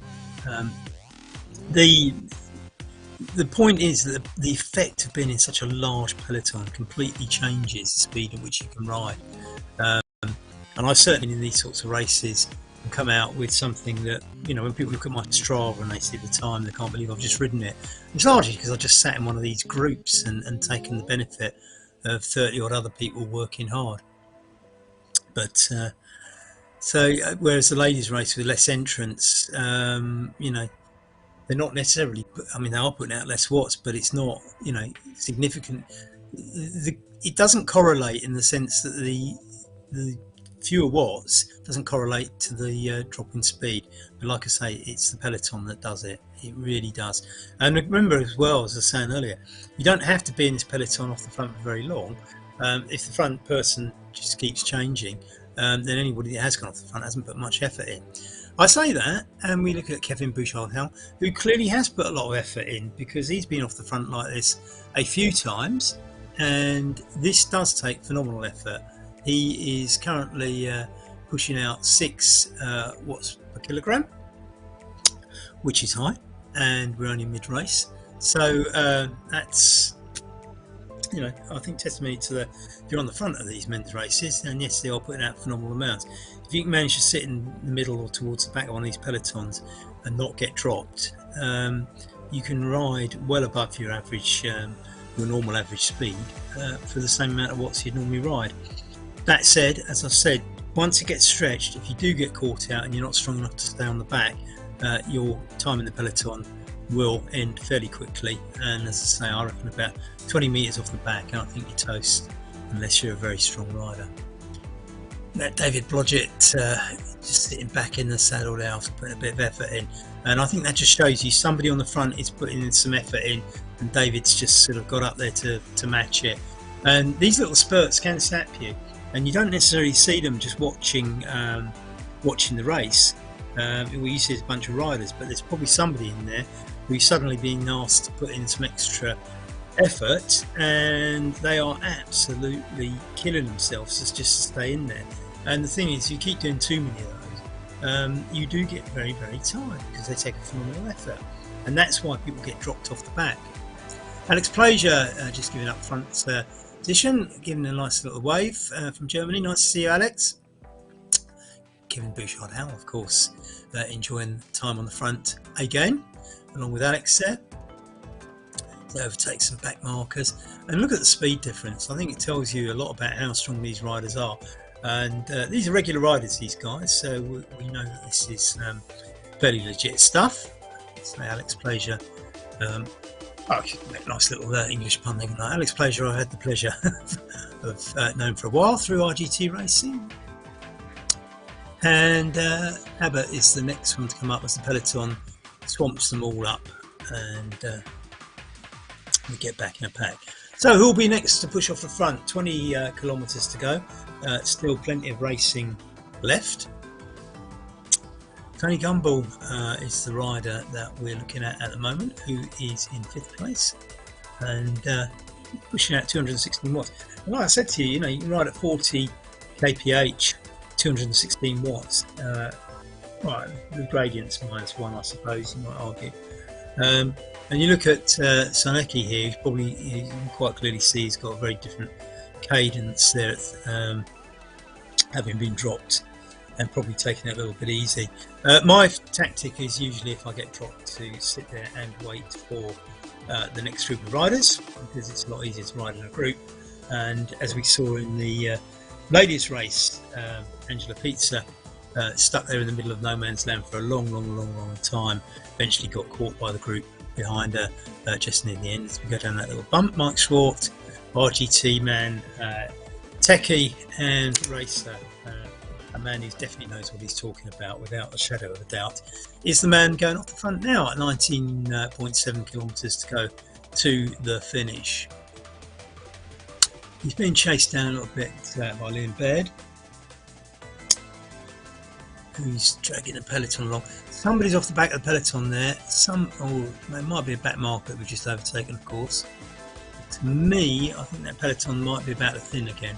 It's Mark Bruce and Mike Swart taking in turns on the front here in this course in St. Louis.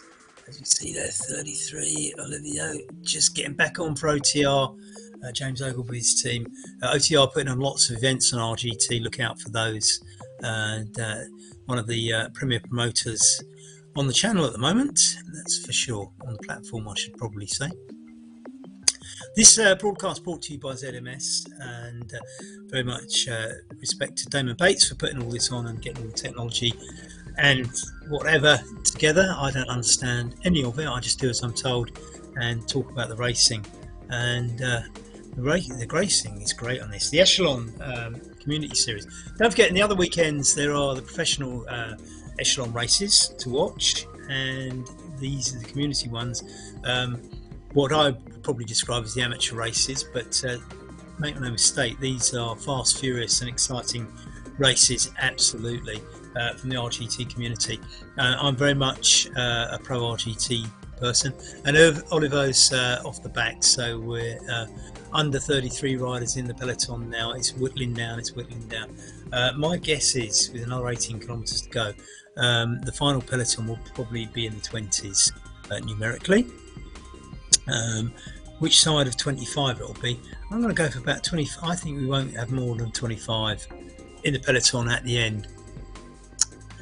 So Kevin Bouchard-Howell is determined to tire himself out. He's off the front again. What a star. Unfortunately, there isn't a prize for the most aggressive rider of the race, at least not as far as I'm aware. Kevin now just under 500 watts effort, heart rate 160 there, riding at 43 kph.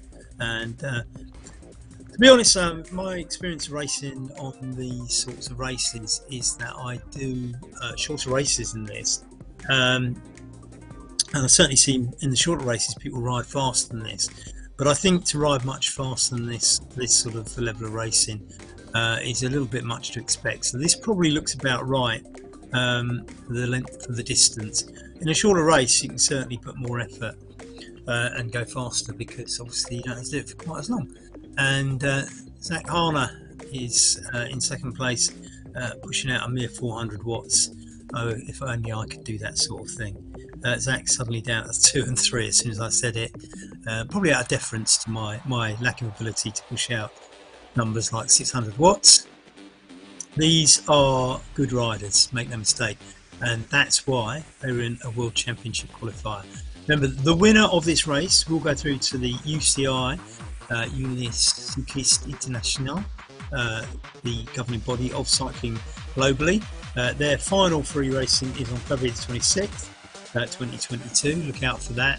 Not sure what the course is, distance, or any other details, but what I do know, as we look at Aaron Beachley from New Zealand, is that the winner of this race will be in that World Championship. So these guys are not going to give up the opportunity to win lightly, which is why I think it suits a lot of these guys to have these, like Zach Harner here. In fact, they've eked out 40 metres here. Now this is a bit different to everything we've seen so far, because it looks like these two are beginning to work together, doesn't it? And if they are, that makes it slightly more difficult for the peloton. Having said that, the peloton are now reeling them in with back down to under 20 metres, and that little spurt is over. I suspect that Kevin Bouchard-Howell might just be going off the front again before this race is over. I'm not sure what you think. They're just going up the steepest bit now. This is near the beginning, just after the start. The gradient does hit around 4.9%. It is an opportunity, if you like those sorts of climbs, to split the peloton a little bit and see if you can drop somebody off the front. But that uphill isn't very long, so you know it's more like a ramp than a hill. How much damage you can do, I don't know. Mike Lister sitting there in 6th, charging up on the front a little bit. Mike pushing out 267. So as I say, you can sit in these pelotons. You don't have to do phenomenal watts to get really good speed. Still hitting 42. They're on a minus 1.7, 1.6% gradient. You see, I mean, it's quite normal that people will come through the peloton, spin off the front, do a few seconds on the front, and somebody else will shoot through.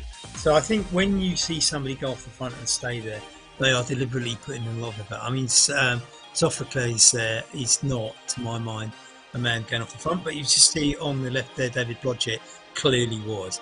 Now that was an attack. Quite often you see people going on the front and they've just basically over pedalled and gone off the front for a few seconds, and they'll sit there for a little while. David Blodgett has done a lot more than that. He's eked out 20 metres. My view, still 15 kilometres to go. I don't think that's going anywhere other than causing some pain and damage off the back of the peloton if the peloton chase him down. As I say, that's not a bad investment of time. And here we go. We've got Bowen, that's E. Bowen, by the way, and not Ned Bowen. I think Ned Bowen's in this race, I believe. So 30 seconds has just gone, and 31 Duval is just keeping on there. He keeps dragging himself back in, doesn't he? It's so we're down at 31, so I'm pretty sure it'll be under 30 when we get to the end. I'm hinting that I think this might be a 25-man peloton. William Harden, it's the same one that's going off the front all the time. These guys like to light up races. We love having them on board. They make it more exciting, don't they? We love these bits. And if you have a look at the pain caves around the world, certainly in the USA, Mark Swart there, the RGT man, who has an array of jerseys, and I'm not sure if he changes mid-race or whether that just happens to be the jersey closet that he's doing his cycling in. William Zuheb, again, camera poking up from the floor. I'm not sure why. Scott Gleeson looking calm, cool and collected. in a vest there. Mike Salecki wiping himself down for the cameras, obviously wants a good look. Brian Hodges doing the same. I don't suppose any of the cameramen or the makeup crew come around and give you any makeup for these sorts of events, because it would just all sweat off, wouldn't it?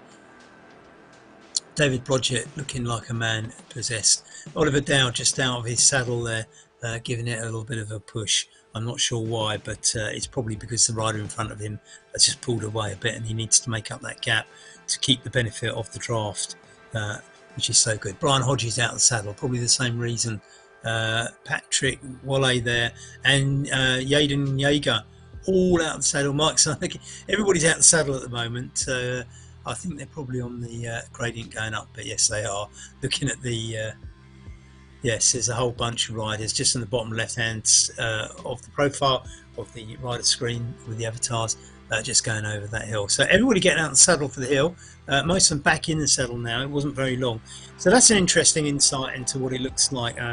We can all watch, we can all look at the gradient information on the top right hand corner of the screen, but of course, you know, what we have is real riders there, and you can see the pain and the effort as they get out of the saddle to do that extra push to get themselves over that little ramp. It's not very long.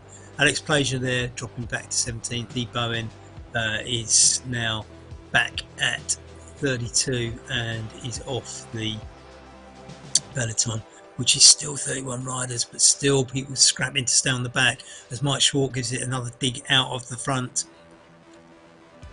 As I say, my prediction is a 25-man peloton at the end. We're down to 31, and maybe we should have gambling on this, couldn't we? How many people will be in the peloton? What will be the winning time gap? There's loads you could do on this, isn't there? Absolutely fantastic. RGT Bet is the next I suppose commercial outing. So Beatley, the New Zealander, is up there in the all black outfit riding Canyon Pike alongside Mike Schwartz, Aaron Bleakley. Oh, and somebody else has gone off the front. Oh, it's Yaden Yeager. He's being chased down by Alex Plaisir, the German. Aaron Bleakley and Jay Cooper, Mike Schwartz, the next in line. Yaden Yeager. Again, you can see the wattage when they go off the front. It's suddenly 500, but then as soon as Alex Plaisir goes by him, it drops to 200. That is the difference. 300 watts difference. Don't forget as well with RGT that you can over pedal. So if you keep pedaling when you don't need to, for example on a downhill, or maybe because you're sitting in somebody's slipstream, you're just wasting energy. It does tell you on screen the watts information on the top left goes red, so you know if you're over pedaling. But people do it. People do it. They've eked out a bit of a gap, those two, haven't they, Alex? And they have indeed. Yeah, Yaden and Alex, USA and Germany. Pretty much like the last race, isn't it? This is dominated by Germans and Americans. Quite a lot of Brits in this one too, although how many we've got left in the peloton I'm not so sure. Certainly a few. Mark Bruce, I think, and I think Mike Lister was still in there, wasn't he? I don't know about Mark Roadbottom. Yeah, Mark Roadbottom's still in there. A lot less Brits than they used to be at the beginning of the race. So they've got 100 metres. That is a lot. I'm a little bit astounded by that. No question marks over the two riders involved. They are seasoned RGT riders, respected on the scene, so I don't think there's anything untoward about that. But that's a big gap. That is a big gap, and they're going up the climb now. If they actually sustain it, 37 kph as they go over the climb. All right, they're over the worst bit of it now, but the peloton is on the harder bit now, and the drops down a little bit, but it's interesting. What's the gap? What is the gap? So the peloton now getting over the top of the hill, but the gap is it's come down a little bit. I mean, Mark Bruce is 95 metres behind. That's a lot. Yaden Yeager leaving Alex Plaisir behind, and I think with only solo riders, I think that's not going to work. 10 kilometers to go. Alex Plager's probably going to get caught by the peloton. Certainly he's only about 30 meters in front of them, so he'll get swept up. That's a big ask for Yared to... Oh, see, now Ven's gone off the back, so we're down to 30 riders in the peloton. This is attritional, isn't it? And look, people struggling off the back, and this is damage being caused by chasing down Yared and to a lesser extent Alex. O'Dowd there from Canada, struggling to get back on, but he might just get towed nicely back by Hodges.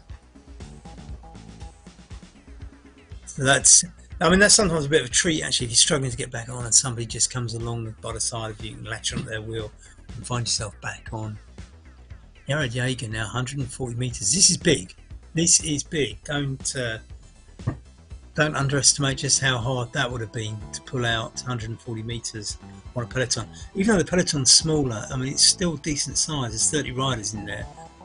This is a big gap.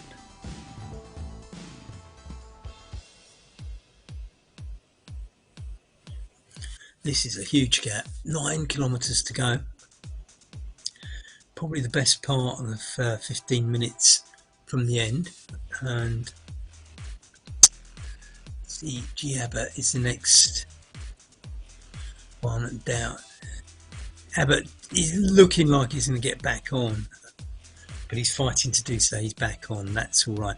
Once you get up to that position, you start getting the draft again, and it eases up. You just hope that nobody attacks at the moment you tack on the back. 200 meters. Yared has pulled out a rather... sorry, Yared, it's Yaden, sorry. I do beg your pardon, I keep saying Yared. It's Yaden Jaeger. Yaden Jaeger. That is 220 and growing. That is quite impressive. I don't know if it's significant that the attack has taken place now. I don't know whether it's putting out 5 watts per kilo.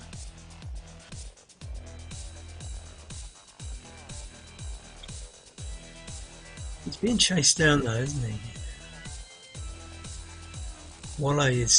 Patrick Wale is the man doing the chase, but I don't think Patrick's been away from the peloton, so he'd probably be better off if he was in it. Mike Sanaki having another wipe down there for the camera, and I was going to say he's putting on a helmet, but he's just putting on a hat, so obviously a bit more aerodynamic in the hat for some reason. Scott Gleason out of the saddle, presumably going up one of the bumps, as was Brian Hodges. David Blodgett looking as focused as ever. Brian Hodges out the saddle again in that hoop shirt. Patrick Wale on the bottom right hand corner, the man who was doing the chase after Yaden Jaeger, sorry. One day I'll get your name right. Sorry, it's shocking, isn't it? I would add that if you ever watch sport on TV, the commentators are very well aware of who the entrants are before the race. I don't actually know who is going to be racing until we start, because people can enter right up to the start, and people who have entered don't necessarily turn up. So there's no very little point to going away and trying to memorise everybody's names, because the actual participants wouldn't necessarily match what I was commentating on. 58 riders left in the race, and we still have this 200 odd metre gap between Yaden Jaeger and the Alex Plager's been swallowed up, sitting comfortably in 26th in the peloton. Mike Swart 30th is the last man in the peloton. Mike clawing his way up the peloton a little bit at the moment as we follow him. So, is the peloton going to chase down Yaden Jaeger, or is he going to phenomenally win this from a distance? He's got Mike Psyche just behind him, but I don't think Mike's in the. I think he's lapped Mike, which is I should say.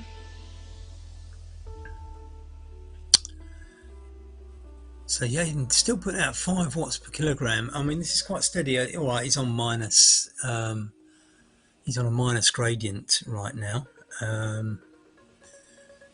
which makes me wonder why you need to push out the full 5. But you can do. I mean, there's nothing stopping you. Alex Plager, who was up with him for a little while earlier on, now sitting more comfortably back in the swing of things inside the peloton.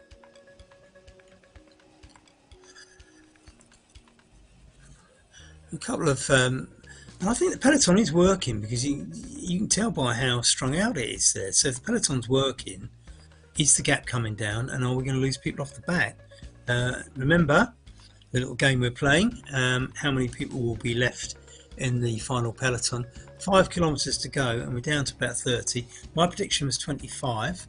Jaden Jaeger is still pushing out, heading towards 5. Yeah, I mean, this is 500 watts. That is quite phenomenal.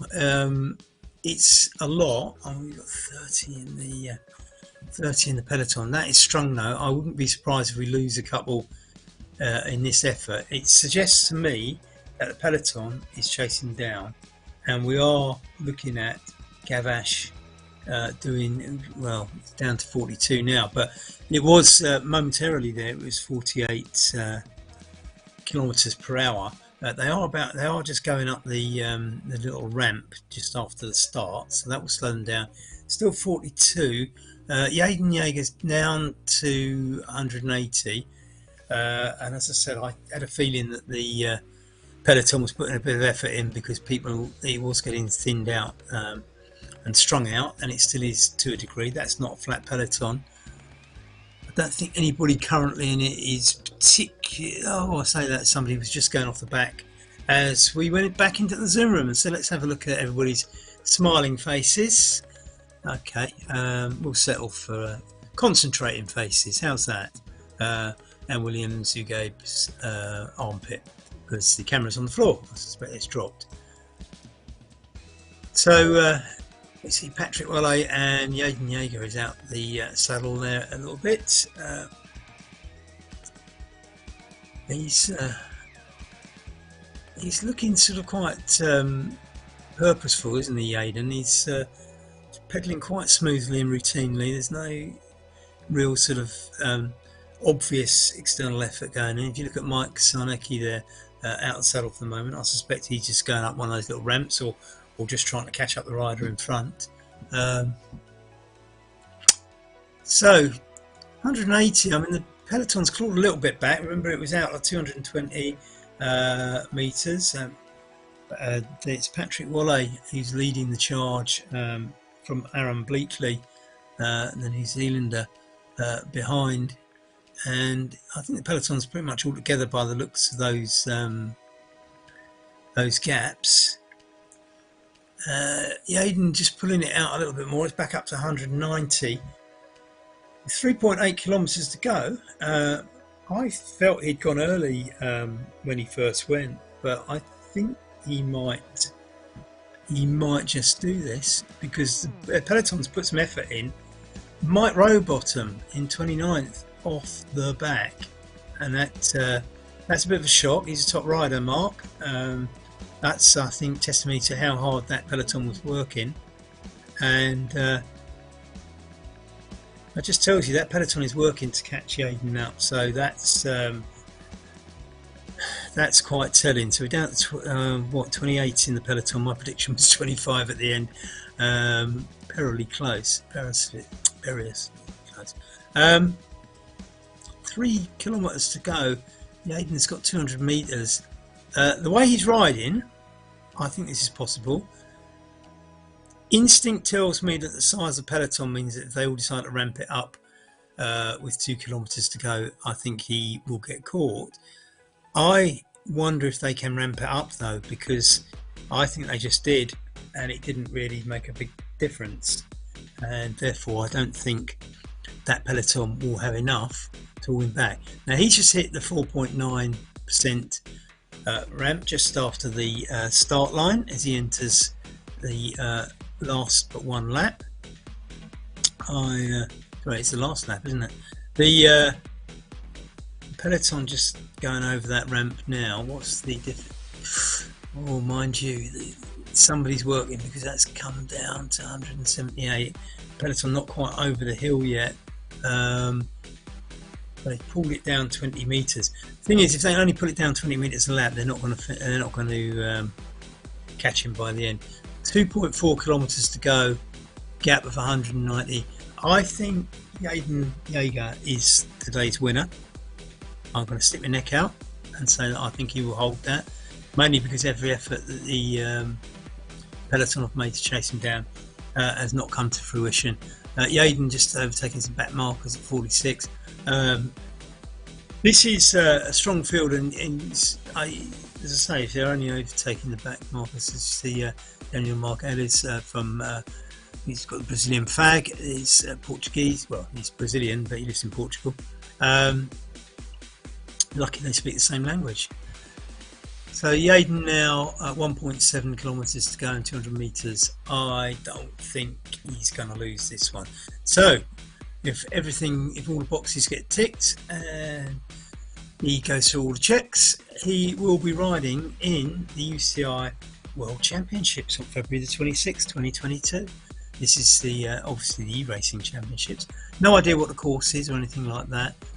Still 200 meters to go with 200 meters gap with 1.6 kilometers to go.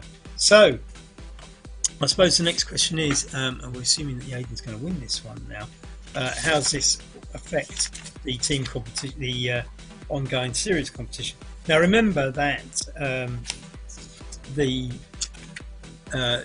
way the races are, you don't have to enter every race, but what you do have to do is score as many points as you possibly can. So in other words, if you ride all the races and continually clock up points, you can actually beat stronger riders who don't enter every race. So as I say, the key is, do you want to win the series, or are you just going into individual races?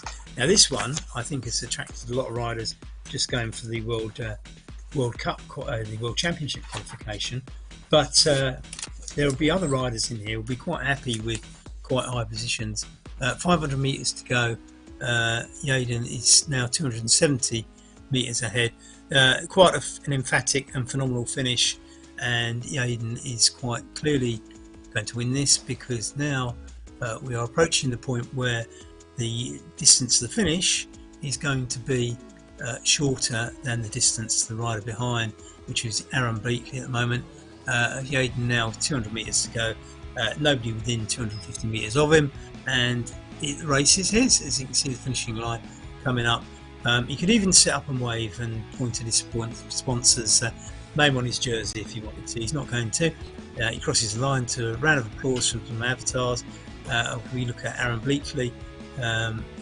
He's just been taken by on Hodges, and who's going to win this one?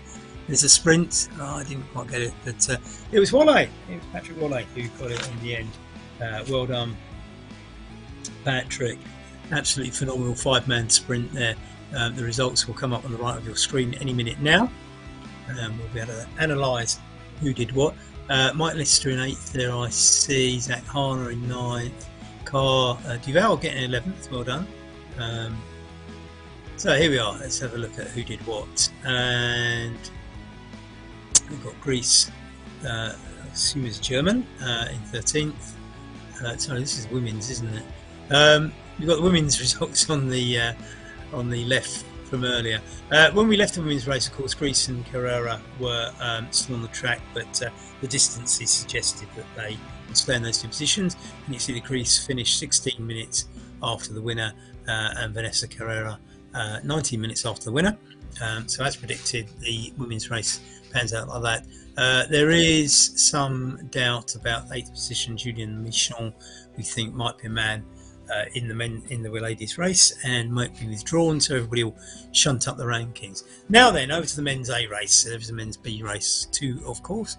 Yaden Jaeger, as we saw, winning that by a clear 13 seconds. That's quite emphatic. Then we had we had another 12 riders, all on just about 13 seconds, but it was the main 5 just afterwards that duked out that finish.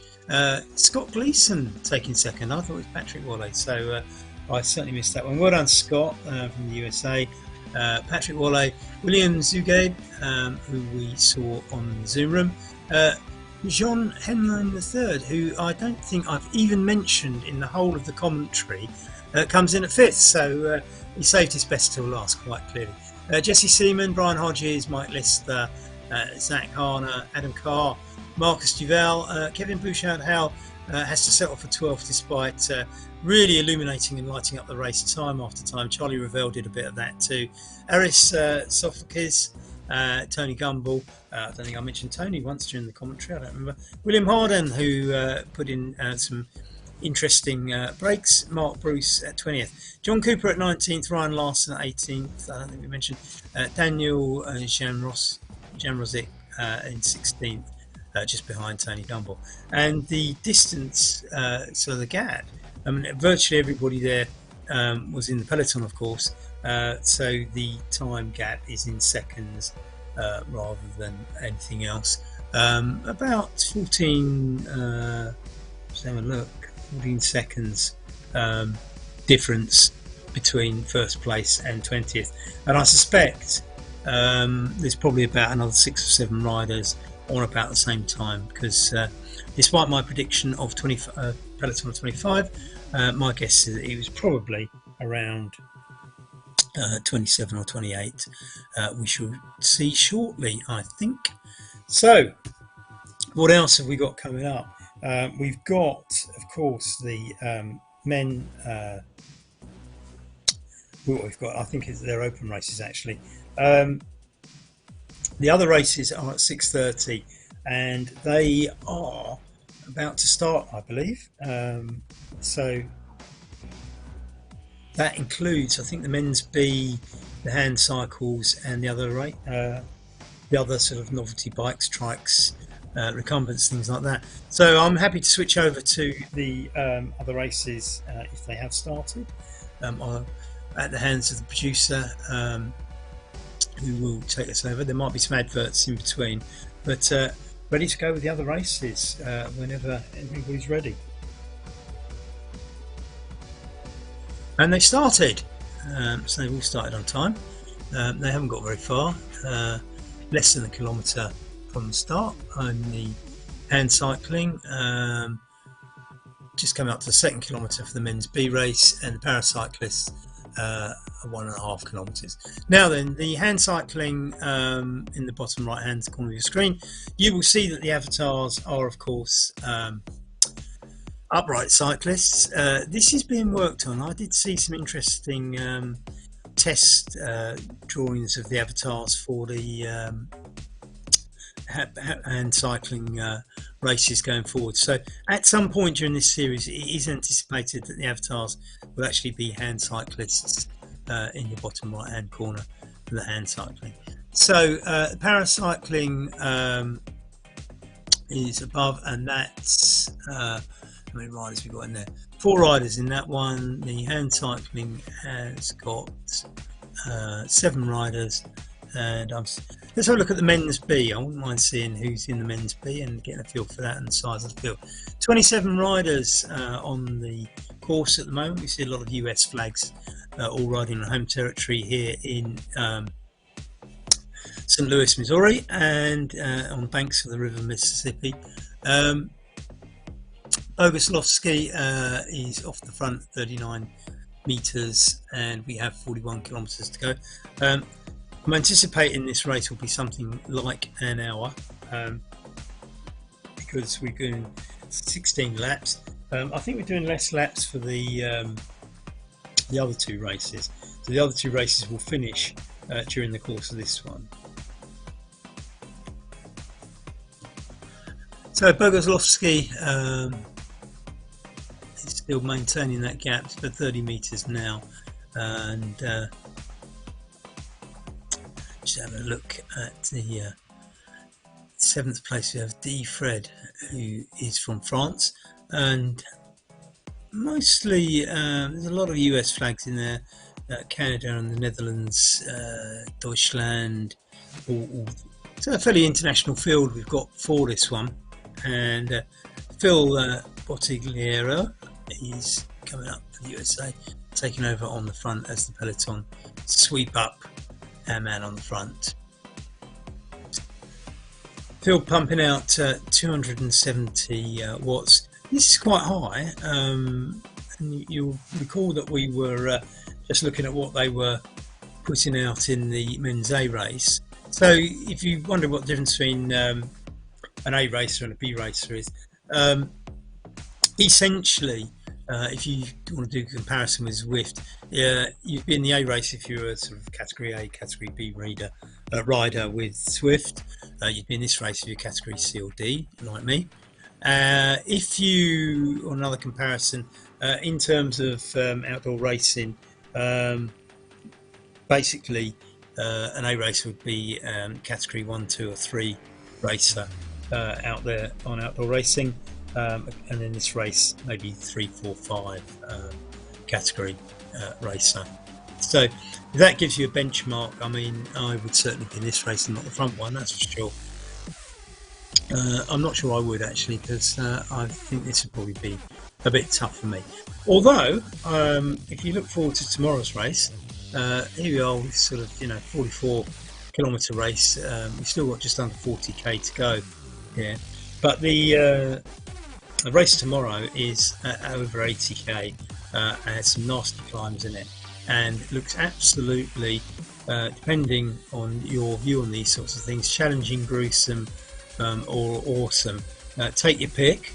You can have you can see it whichever way you want to. I'm not going to argue with you, but it certainly looks difficult, and I think what I suspect might happen tomorrow, unlike today, is that you will get a very spread out finish, because I think the hills, coupled with the distance, are going to attritionally wear everything down. Here, of course, this is a very flat course, not quite a figure of 8, but it almost looks like an 8.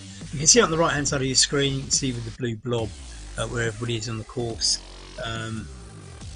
It's in St. Louis. It's an inner city crit course. It's urban, obviously. This is made up of magic roads, so you get stock countryside scenery, and it's not necessarily the same thing, but nevertheless you do get a choice of sceneries on RGT. Of course, this is the sunny one. I always choose the grim one for my races, which I run on alternate Wednesdays. West London VR they're called, and a lot of these riders that you see in the race today take part in my races, say every other Wednesday, 7:30 UK time on RGT.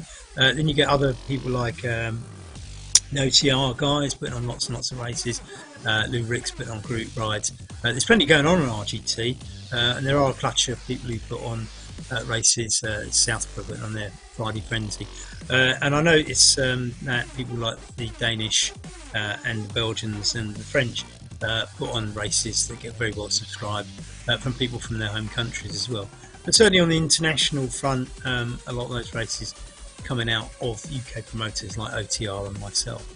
So it's absolutely fantastic that Echelon have put this series together alongside their phenomenal main race.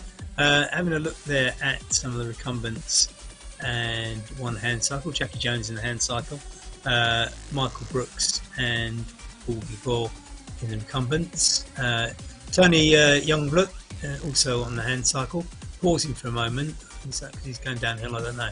Marion Hambrick, who I assume is in the main race alongside Deris Pango, or maybe not actually. Need to check which races they're actually in. Anyway, let's have a look at the hand cycling, shall we? And that's down at the bottom left hand corner of your screen at the moment.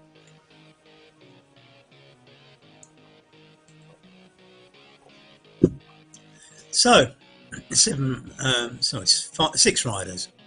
The other two at the bottom are cameras. That's a decent turnout in my view. So what have we got? 5 from the USA, and currently Koen off the front for the Netherlands with 45 kilometres over his next contestant, Jones, and a comfortable 316 going backwards. These races do quite often get strung out like this, so they, I say that if you've got a small field, you're less likely to get a huge peloton congregating. But what is important, and I think that everybody watching this needs to go away and tell their friends, is that the more we get it out there that these races are taking place, the bigger the fields will get, the more competitive the racing, the better the pelotons. Everything starts gelling when you get a critical mass of people. Now it needs everybody to make everybody else aware that you can come along and do these races. Now you might not be a hand cyclist yourself, but you might know one. And as an organiser of races, I have organised a real life hand cycle race before, and one of the problems was I've got a small field.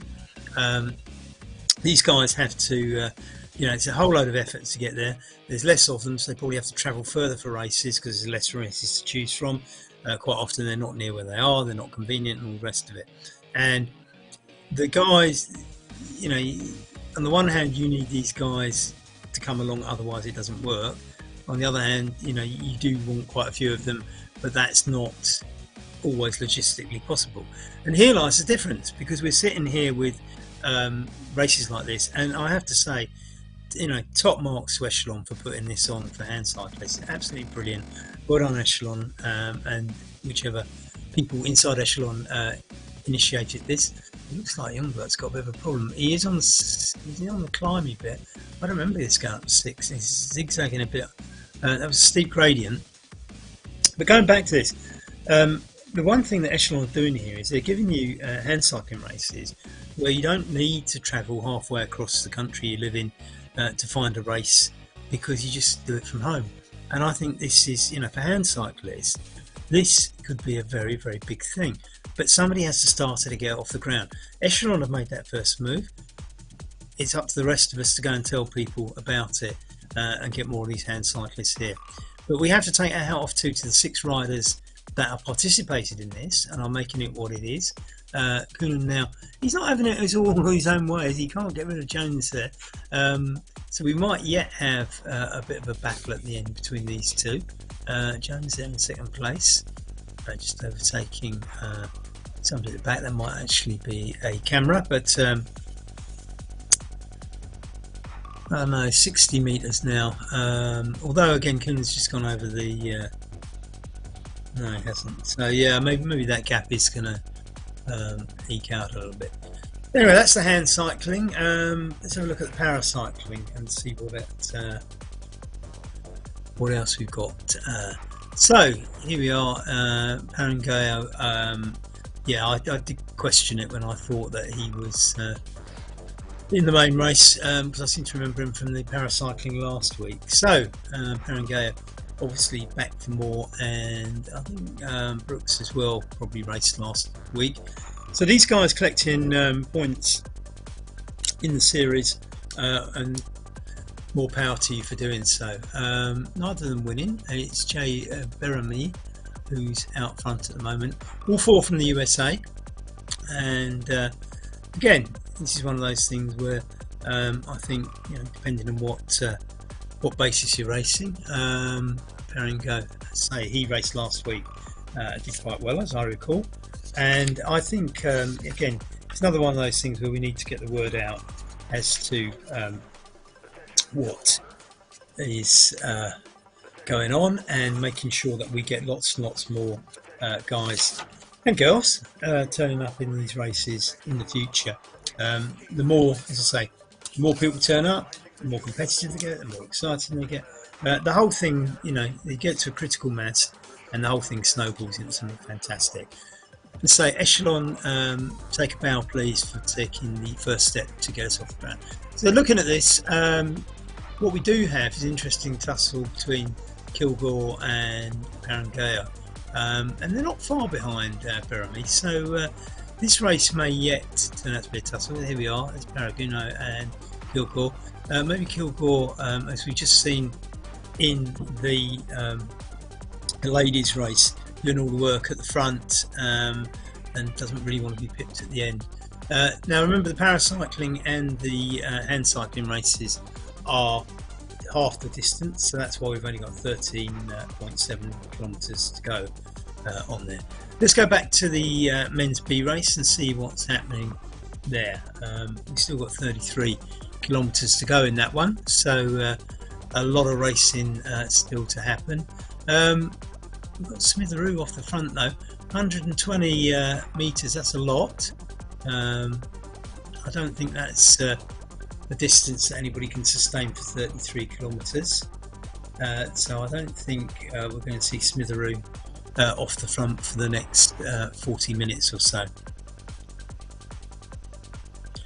If he does, we'll all be sort of raising our eyebrows, won't we? He's coming up to finish another lap by the looks of it, so he's just about to go up that little steep bit. We just saw somebody in one of the other races flashed up 6% on the on the gradient, but I don't remember it going above 4.9. So let's see what happens. Yeah, 4.7, 4.9, then it eases. I'm not quite sure how in the other instance it flashed up to 6%. I just wonder if it's because the rider's going slower. Oh no, there we are. It just went to 6, didn't it? I'll take that all back. That's after the 4.9. That's probably why I missed it in the previous racing. So looking back here, Brad Borders is in third place. Sit on the wheel of Povic. There are a lot of US flags in that bunch.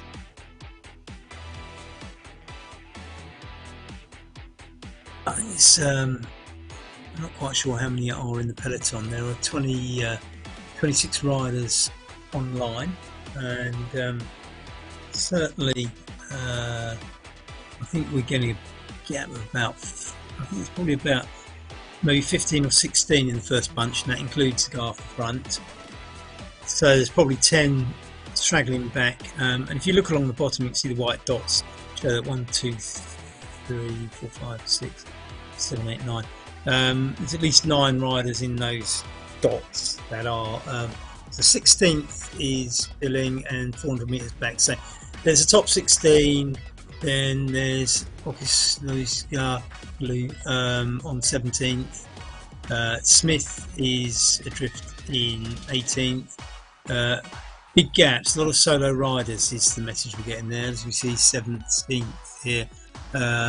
Okis Blue is, as I say, Turkish and riding solo. Smith, same thing. Although we can see it's only it's 300 metres ahead, so he's within sight. Go back to 19th, Costa from Portugal, getting solo, 500 metres behind Smith, 300 metres in front of Mutis from, I think that's Colombia, isn't it? So we can assume Mutis is the Colombian flag, I think. I know there's more than one country with those 3 stripes. In which order you put them in decides which country it is, but I'm guessing Colombia. Apologies if I got that one wrong. I know there's at least one Eastern European country uses a similar flag.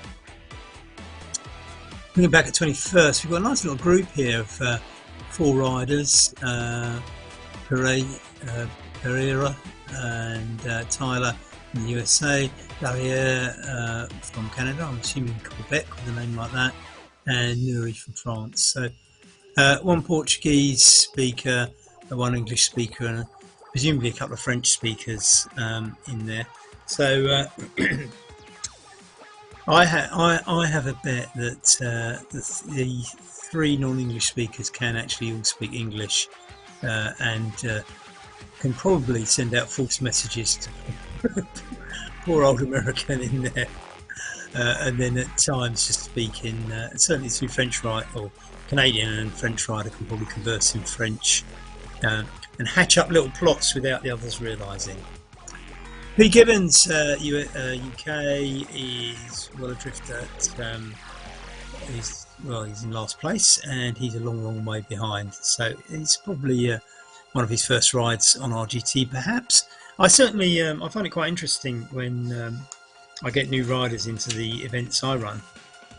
It's that they quite often don't have a great first race, and you get an email from them saying, "Oh, you know, didn't realise it'd be so fast at the front," or "Oh, if only I'd kind of realised this," or I wasn't expecting that." And you look about 2 or 3 races later, and they're sort of halfway up the pack, and you know, a couple of months after that, they're kind of nearer the pointy end, because there is a lot of technique to this, and if you do find yourself adrift and things like that, it's knowing how to deal with that. And this is not a short race. I mean, we've still got in the men's B's race 30 kilometres to go, 10 in the paracycling and 12 in the hand cycling. This is not a case of, well, I got dropped off the front, I just sort of rode in. You've actually got to keep going for 30 kilometres. That's, you know, thick end of 20 miles, and it's not easy. You're not getting the benefit. You know, there's guys up ahead who are in groups having an easier ride than you are, and they're going faster because they're in a group. So, you know, it can be soul destroying, but if you are sensible about it and just pick up the lessons learned from doing these sorts of things, then you can get better and better at it. And the converse to this is that I also get lots and lots of people who race in my races and perennially come near the back, and they absolutely love it. They don't care that they come near the back. They kind of enjoy the thrill of it all, see how fast they can do, challenge themselves to see what relative time they can do, and get a workout. And so, you know, I think this is one of the joys of RGT, and I also think one of the joys of not having too much grading in it. We've got a men's A and a men's B here, just to make it competitive. I think that's probably about as far as I would go, because I quite like the idea of the bad riders, the poor riders, the less talented, whatever you want to call them, being in the race. And if they fall off the back, they fall off the back. So what? You know, if they enjoy themselves, that's great. So as I say, I think, you know, what we've got here in this men's B race, you're bound to get a bigger stretch of ability than you would in the A race. And even in the A race, it was fairly spread out at the end, as you've seen. Looking at the Zoom room, the pain caves, and we look at certainly we've got 3 hand cyclists and Peringo paracyclist, Kilgore on incumbent, and Hambrick, who I think is in the men's B race. I have no idea what it must feel like to do one of those hand cycles, but looking at the size of the muscles you need to do it, I don't think I'd be very good at that one. So Dennis Peringo firing away still. Quite interesting again that people do seem to do this inside their houses, don't they? I'm obviously out of touch with the world here, because most people I know do it in their garden shed or their garage, but there we are. We've had an insight into people's homes. It could be a whole one of these TV series, isn't it? Get your pain cave makeover. You know, a couple of guys come round and, you know, see if they can sort of turn your bike pain cave into something that makes you go a little bit faster, and the neighbours are impressed with the decor. Yeah, makeover programs. There's no end to these things, is there? So let's go back to the men's B race and see if anything's split up. Well, we've still got a sizable peloton there, and nobody's off the front, so that's holding together. That is, despite me saying that's a sizable peloton, that is probably down a couple, I would estimate, on where we were at last time. As I say, in most of the races, so this is the 3rd race I've commentated on this afternoon. It is one of these things where I think it's attritional, particularly over the distance we're doing here. Still with 27 kilometres to go, so I still think we're on the thick end of 40 minutes of racing in this, the men's B race. I say the other 2 races will finish earlier, so we will be going back to those as they get nearer the finish.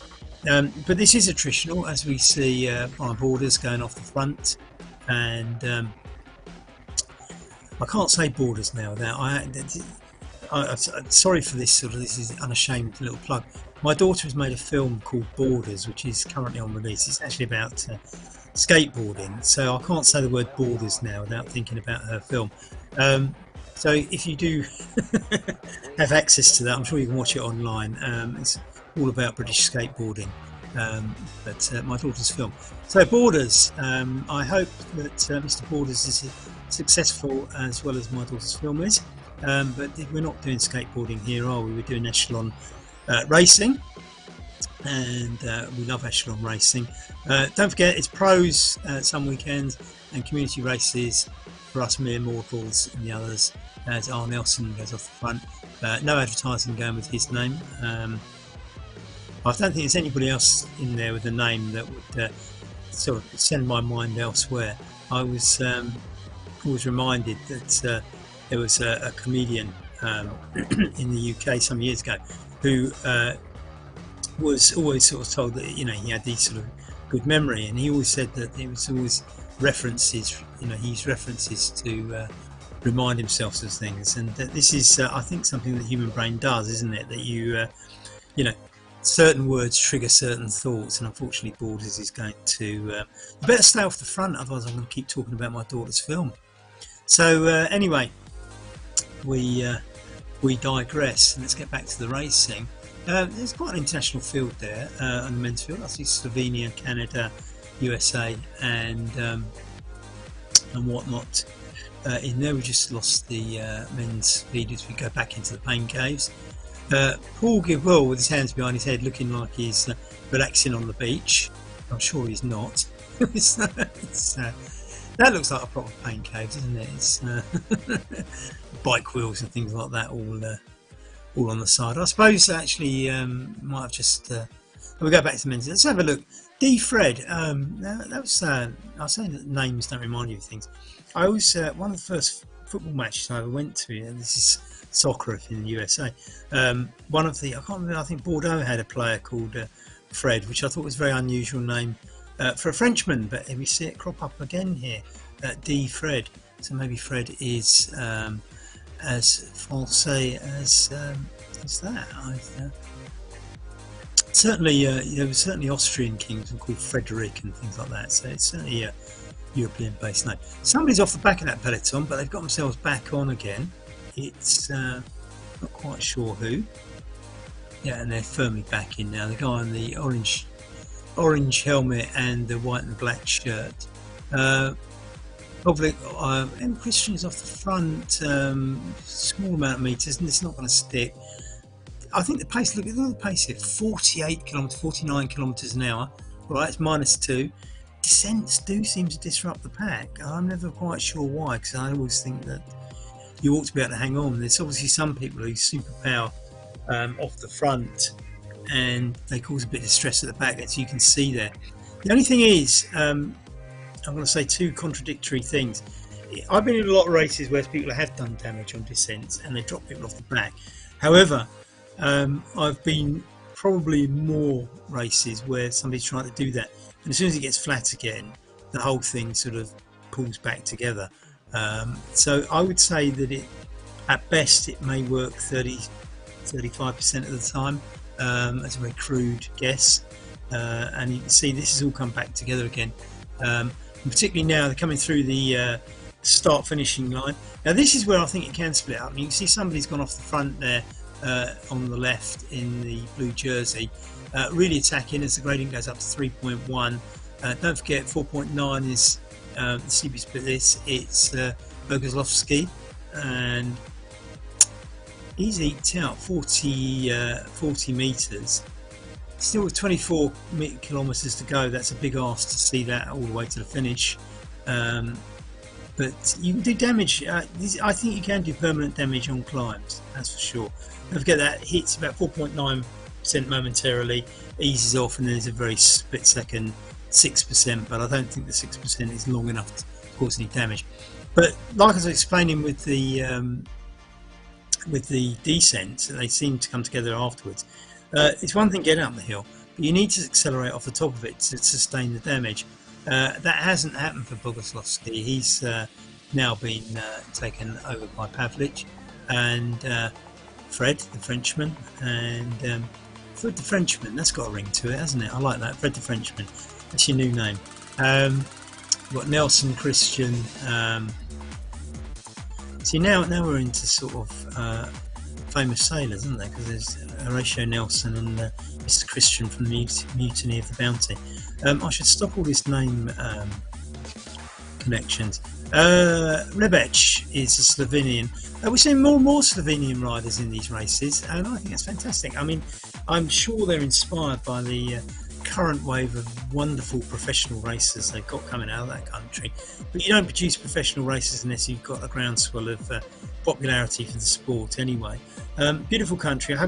I have visited it, but I haven't seen much of it. I went across from the Italian border. But certainly from what I've seen of it in pictures, and when I did visit, I was looking at going somewhere else and didn't. It looks absolutely beautiful. I will revisit that at some point. So Kevin Broadstreet is the rider we're looking at, 260 watts on a gradient of 0.3. He's got a heart rate of 173, cadence of 98, 36 kph. Not particularly fast, but as I was saying earlier, in the A race, speeds here might be a little bit slower than you'll see in shorter races because there just simply is more. The other thing is as well that a short race on a flat course like this will probably keep the peloton together better because there's less time to sort of split it up. So again, shorter races would go faster for that reason too.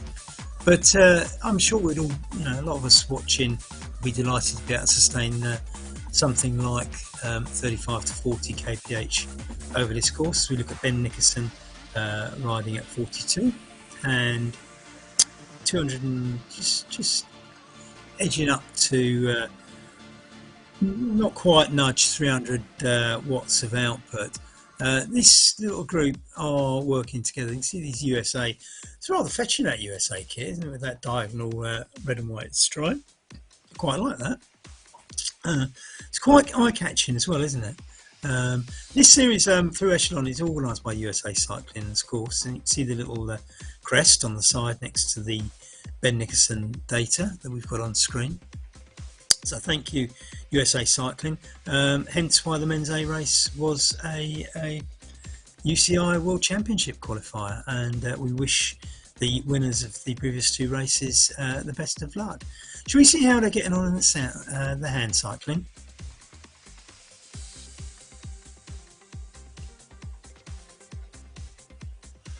So Kunin now, we might just see him crack the meter gap distance. He's 930 meters ahead of Jackie Jones. Jackie Jones rode last week as well.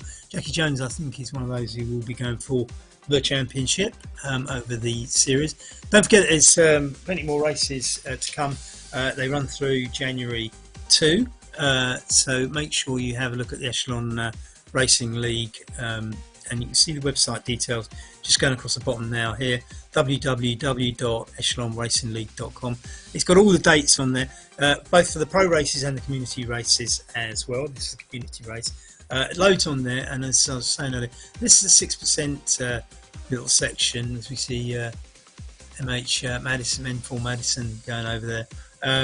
It's very, very momentary, isn't it, the 6%? So I don't think, I'm sure it doesn't help keep the pace going, but I'm sure it doesn't burn too much as you're over it so quickly. Nevertheless, there seems to be a problem, oh dear, for Bryant. Now, let's hope that's just a dropout, a technical that will involve some sort of connection that reboots itself. Koeman has cracked the 1 kilometre gap, so it looks like the Netherlands are going to be the beneficiaries of the points awarded for this race in the Echelon Racing Series.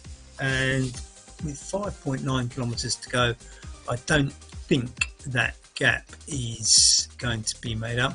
I'm not sure how Bryant's getting on, whether or not that's actually he's quit or not. I'm just looking at the gap. The gap seems to be Oh, it says riding again. That's good. That's good. That's brilliant. That's what we wanted to see.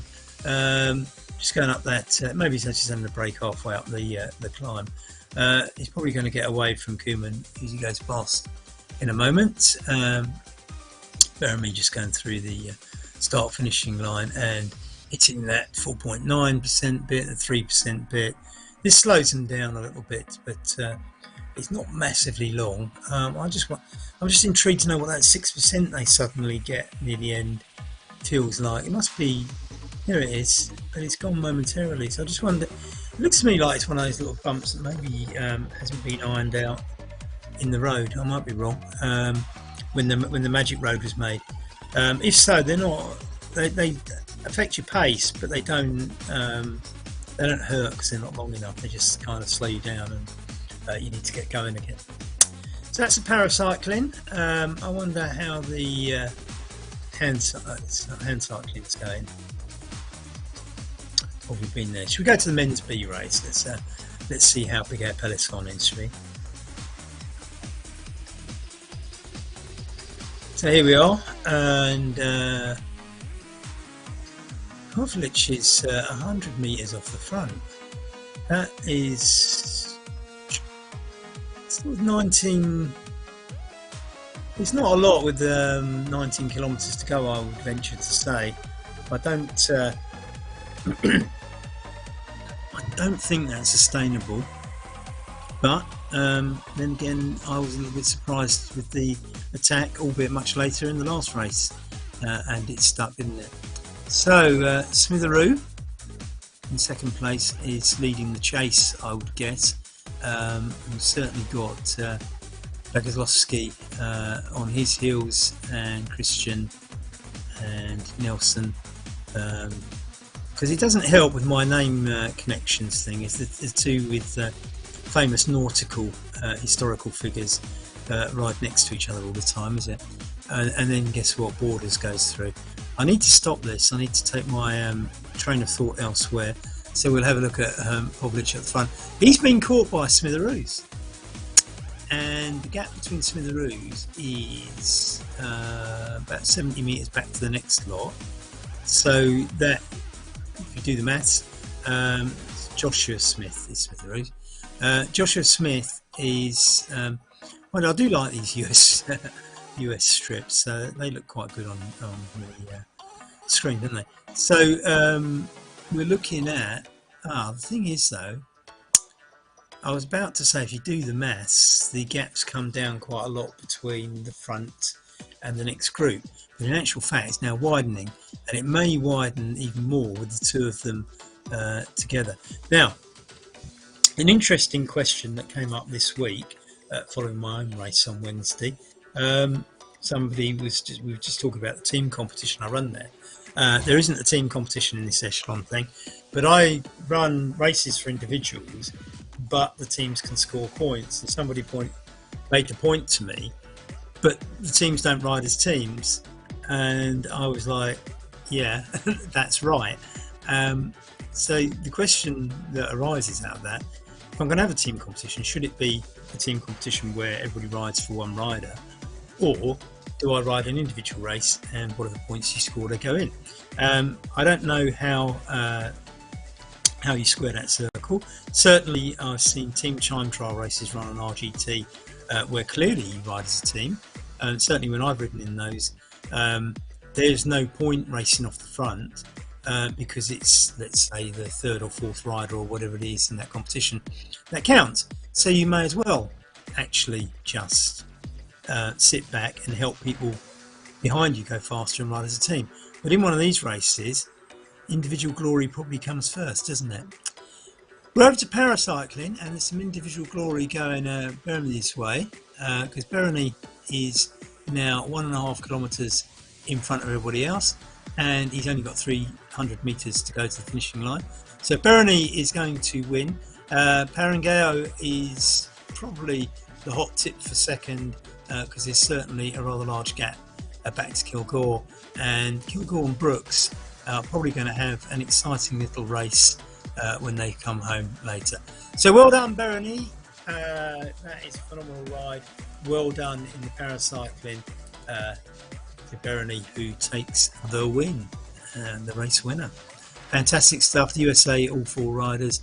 Parangao is going to get second and more points in that league, the Echelon Racing League Community Series. So well done, Daniel Parangao. We're back with the MB. 200 metres now, back to Christian and Rebec, the Slovenian rider. Nelson Hambrick, Begoslovsky, Kopka from the USA. David, so we've got D-Fred and it keeps moving.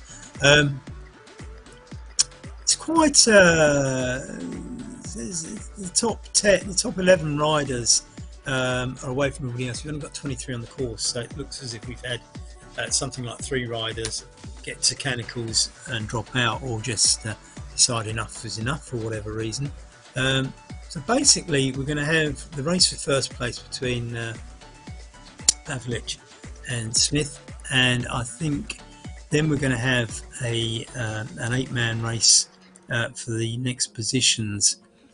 This is going to, I'm a great fan of this. I was saying earlier in one of the other races, I'm a great fan of this, where it splits up and you just get mini races within the race, because I think, you know, there's a natural selection about it, isn't there, that you know, if you're not good enough to be in the first group, it doesn't matter. You can have your own little private race with people of your standard further back, but you find each other naturally, because the natural selection finds you in the same groups.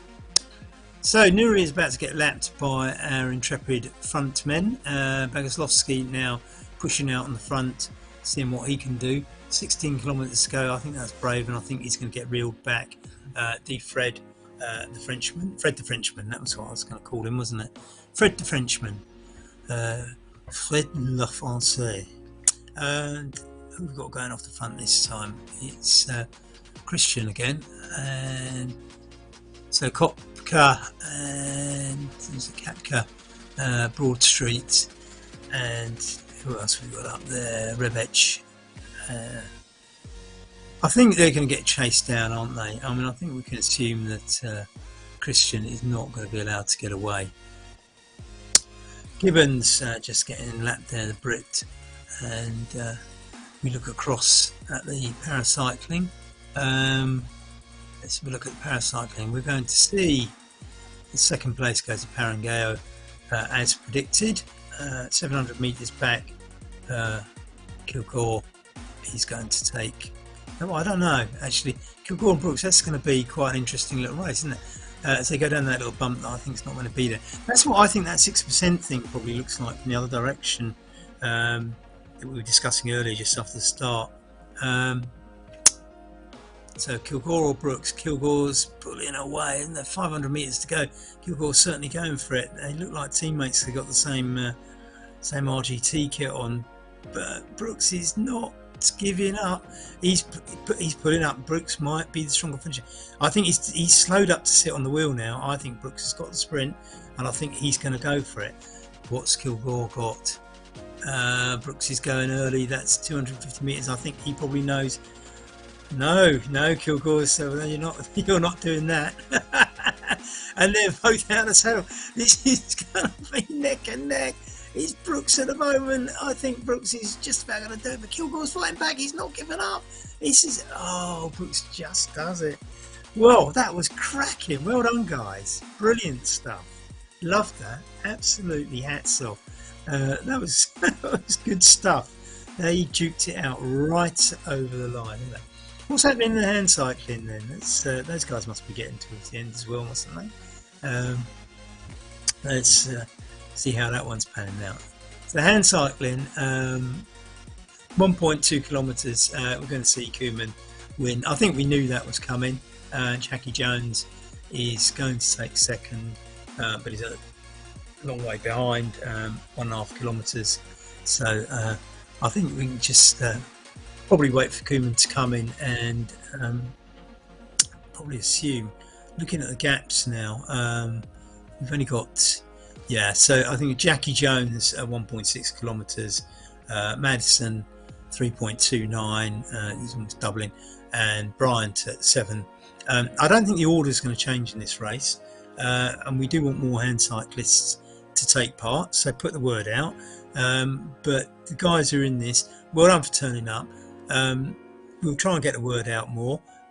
Keep turning up, because these things don't really get going unless people do turn up. But like I was saying earlier, I think this is the way forward, because you haven't got all the logistics, having to travel a long way to a race. And when I ran a hand cycling race, that was the problem. I wasn't near where everybody lived. It was a load of effort, blah blah blah. But this can bring you all together without you leaving home. So well done to Echelon. Well done to Echelon from the Netherlands, who with 400 meters to go, unless somebody pulls the plug out, is going to get first place. And he has to say, as the lone non-American in the race, he has done phenomenally well in an away fixture. So well done. Let's see, 200 meters to go, and 160 meters to go. I don't think anything's going to change. That's to say.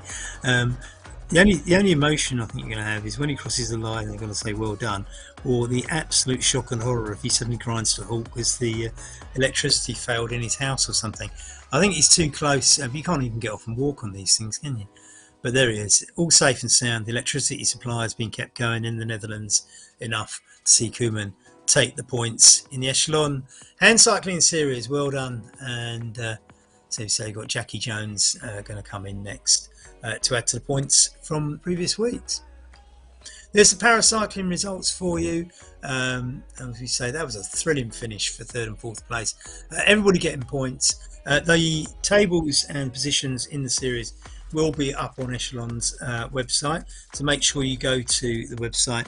Keep looking along the stream at the bottom of your screen, because the website will come up. Here it comes, look, right on your bottom right hand side, www.echelonracingleague.com. The results will be up there shortly. They do have to look at all the riders. As we say, there was one rider in the women's race who we suspect is probably a man, because he had a male avatar and a man's first name.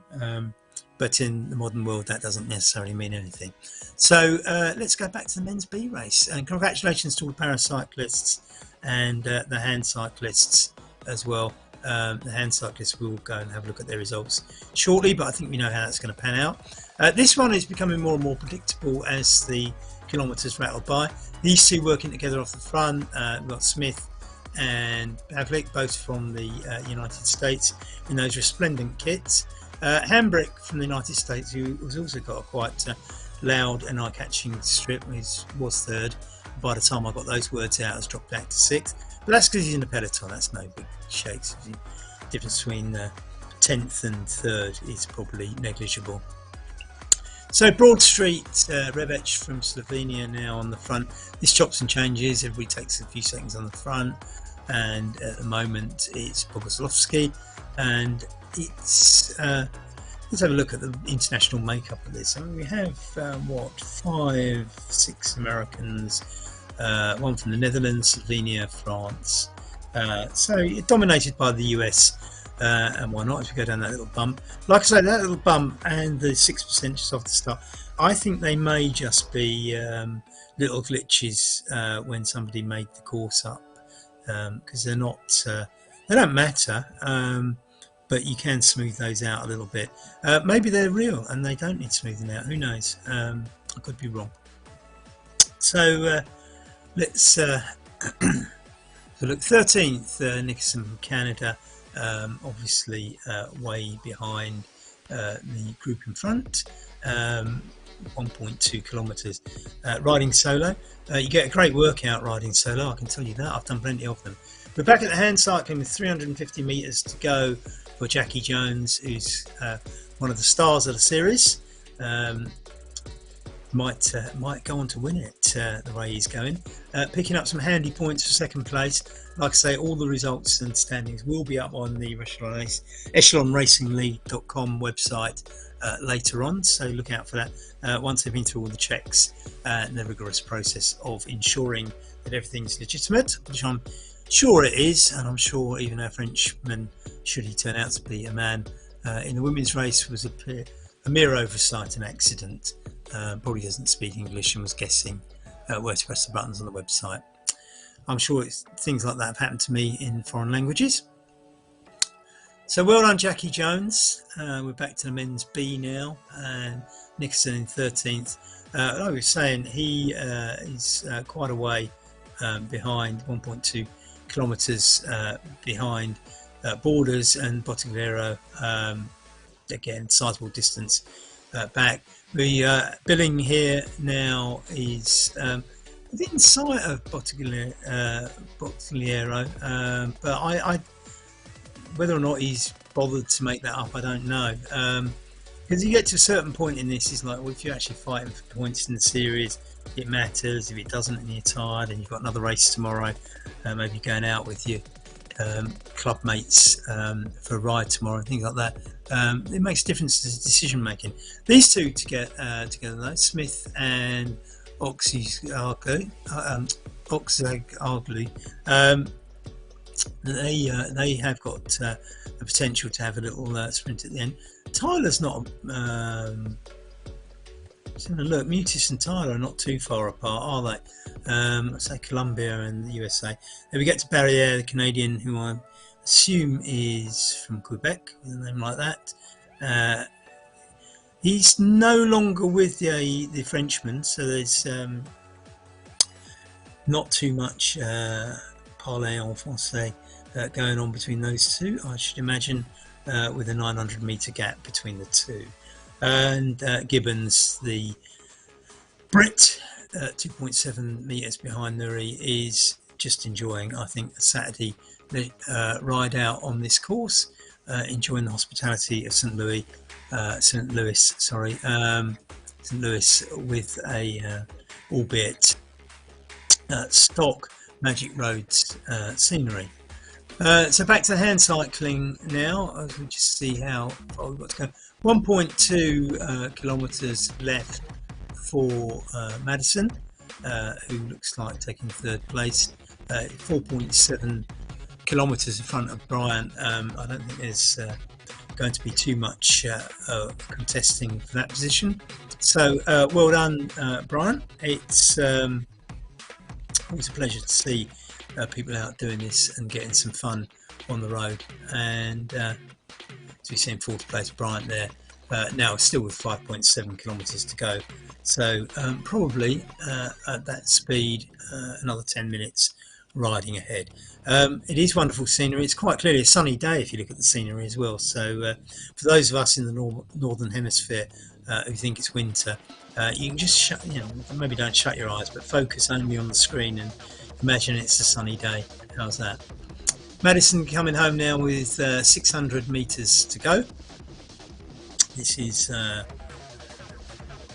something of a formality, but we make the old observation that certainly on Wednesday night in my race, there was one rider who absolutely the power went, and he was 20 metres from the finish and had to sit there while other people rode past and beat him. So nothing's for certain, but I think the probability is that we're going to see Madison pick up third place and the points in the Echelon Racing League will go with third place.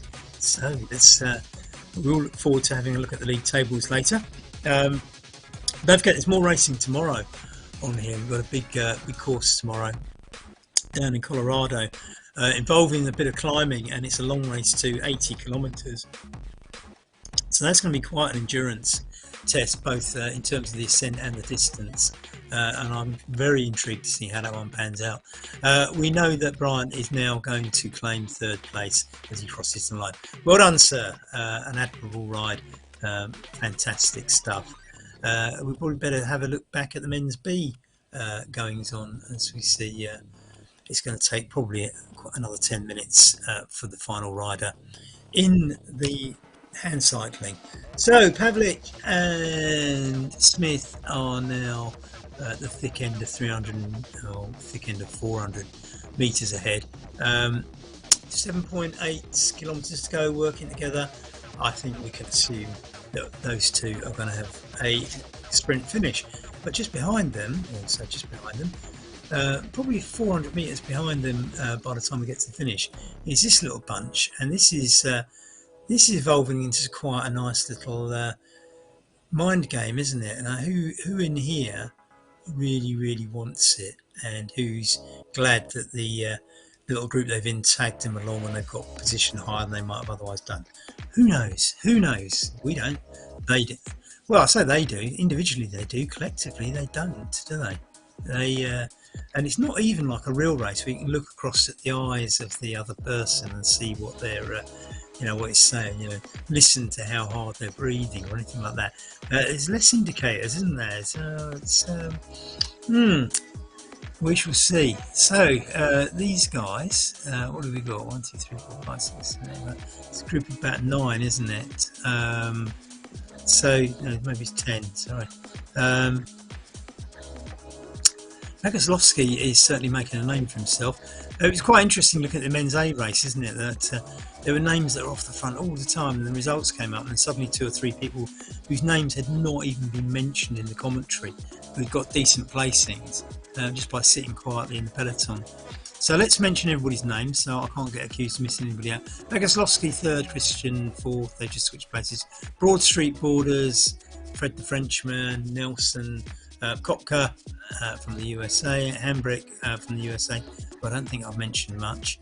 And we've got David Breaktu, another Frenchman. His name doesn't come up much. There he is in 10th place. David Breaktu. I wonder, can we see his stats, do you think? Is it possible? Interested to see what he's doing, because he's just quietly sat in there in that group without getting dropped at all. It's Brockhew. Okay, so I'm misreading. So David Brockhew from France. He's pushing out 230. I'm intrigued. He's either one of these canny riders that just sits in there and lets everybody do the work and then saves it all for the finish, or he's tagging along, grateful for being towed along, because otherwise he'd be back with a different group. Interesting. He just hasn't featured. It may well be that he's gone off on the front when we're not looking. We haven't.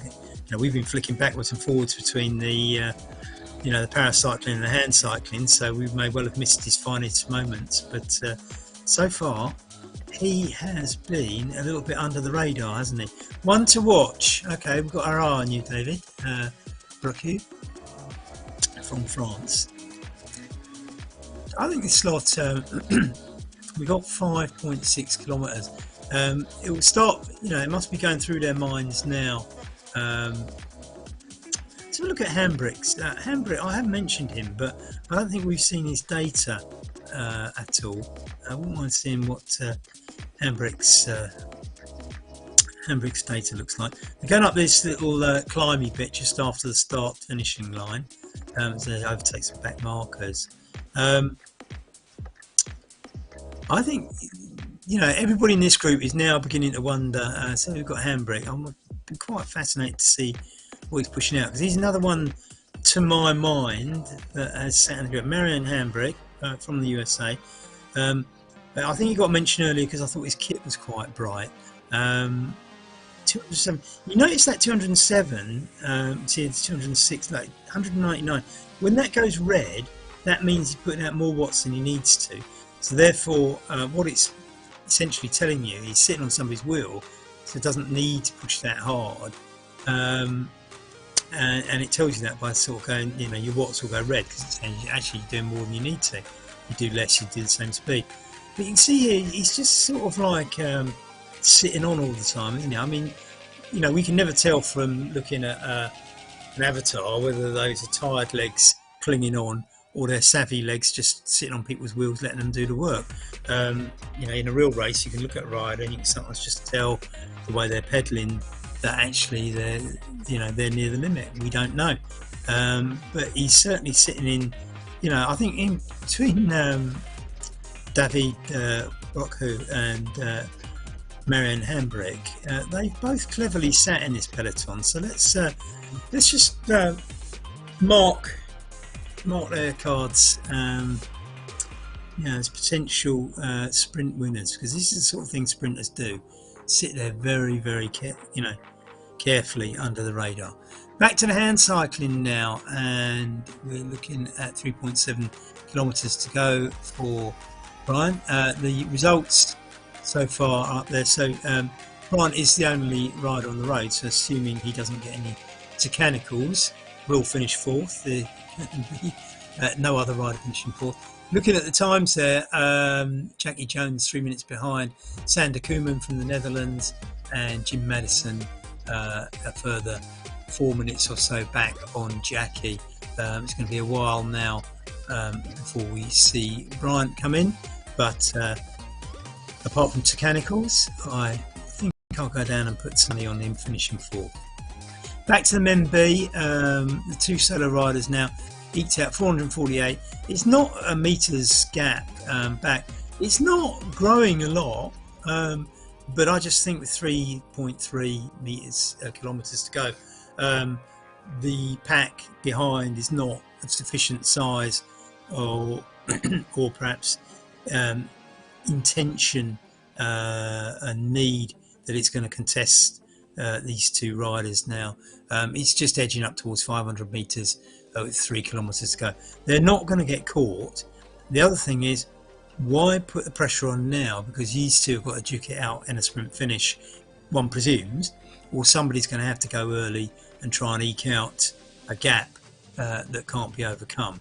Which will happen, we don't know yet, but 2.8 kilometers to go, both are quite clearly, as they enter the last lap, probably thinking about this. Now, was that an attack off the front? Because just as they were going up the slope there, you just didn't know he's not quite done it. So Pavlich, I did wonder whether somebody would just do that attack there and try and get that gap, maybe 40-50 meters going over that one little bit of a climb, if you can call it that, and whether that would have done them up so they can just then sprint, but sort of time trial to the finishing line with the other party not catching them. That hasn't happened, so we're down to 2.3 kilometers on the last lap as we go down the bit that where it passes the route on the other side. It looks like they're taking turns, both kind of cat and mouse working together here. 2.2 kilometers and coming down that final 2 kilometers. You can see on the right hand side in the middle of your screen the blue blob showing you where they are on the course. They've got to go up your screen, then they'll do a left hand or 2 left hand turns, come down again, and that sharp right, and they go onto that final loop at the bottom. You can see the blue blob sort of moving up the track, showing you which direction they're going. 1.9 kilometers to go. The cat and mouse, if it's going to starts pretty soon, I would guess. David Bracu is now in 4th position, and he has got a gap over the other guys. I think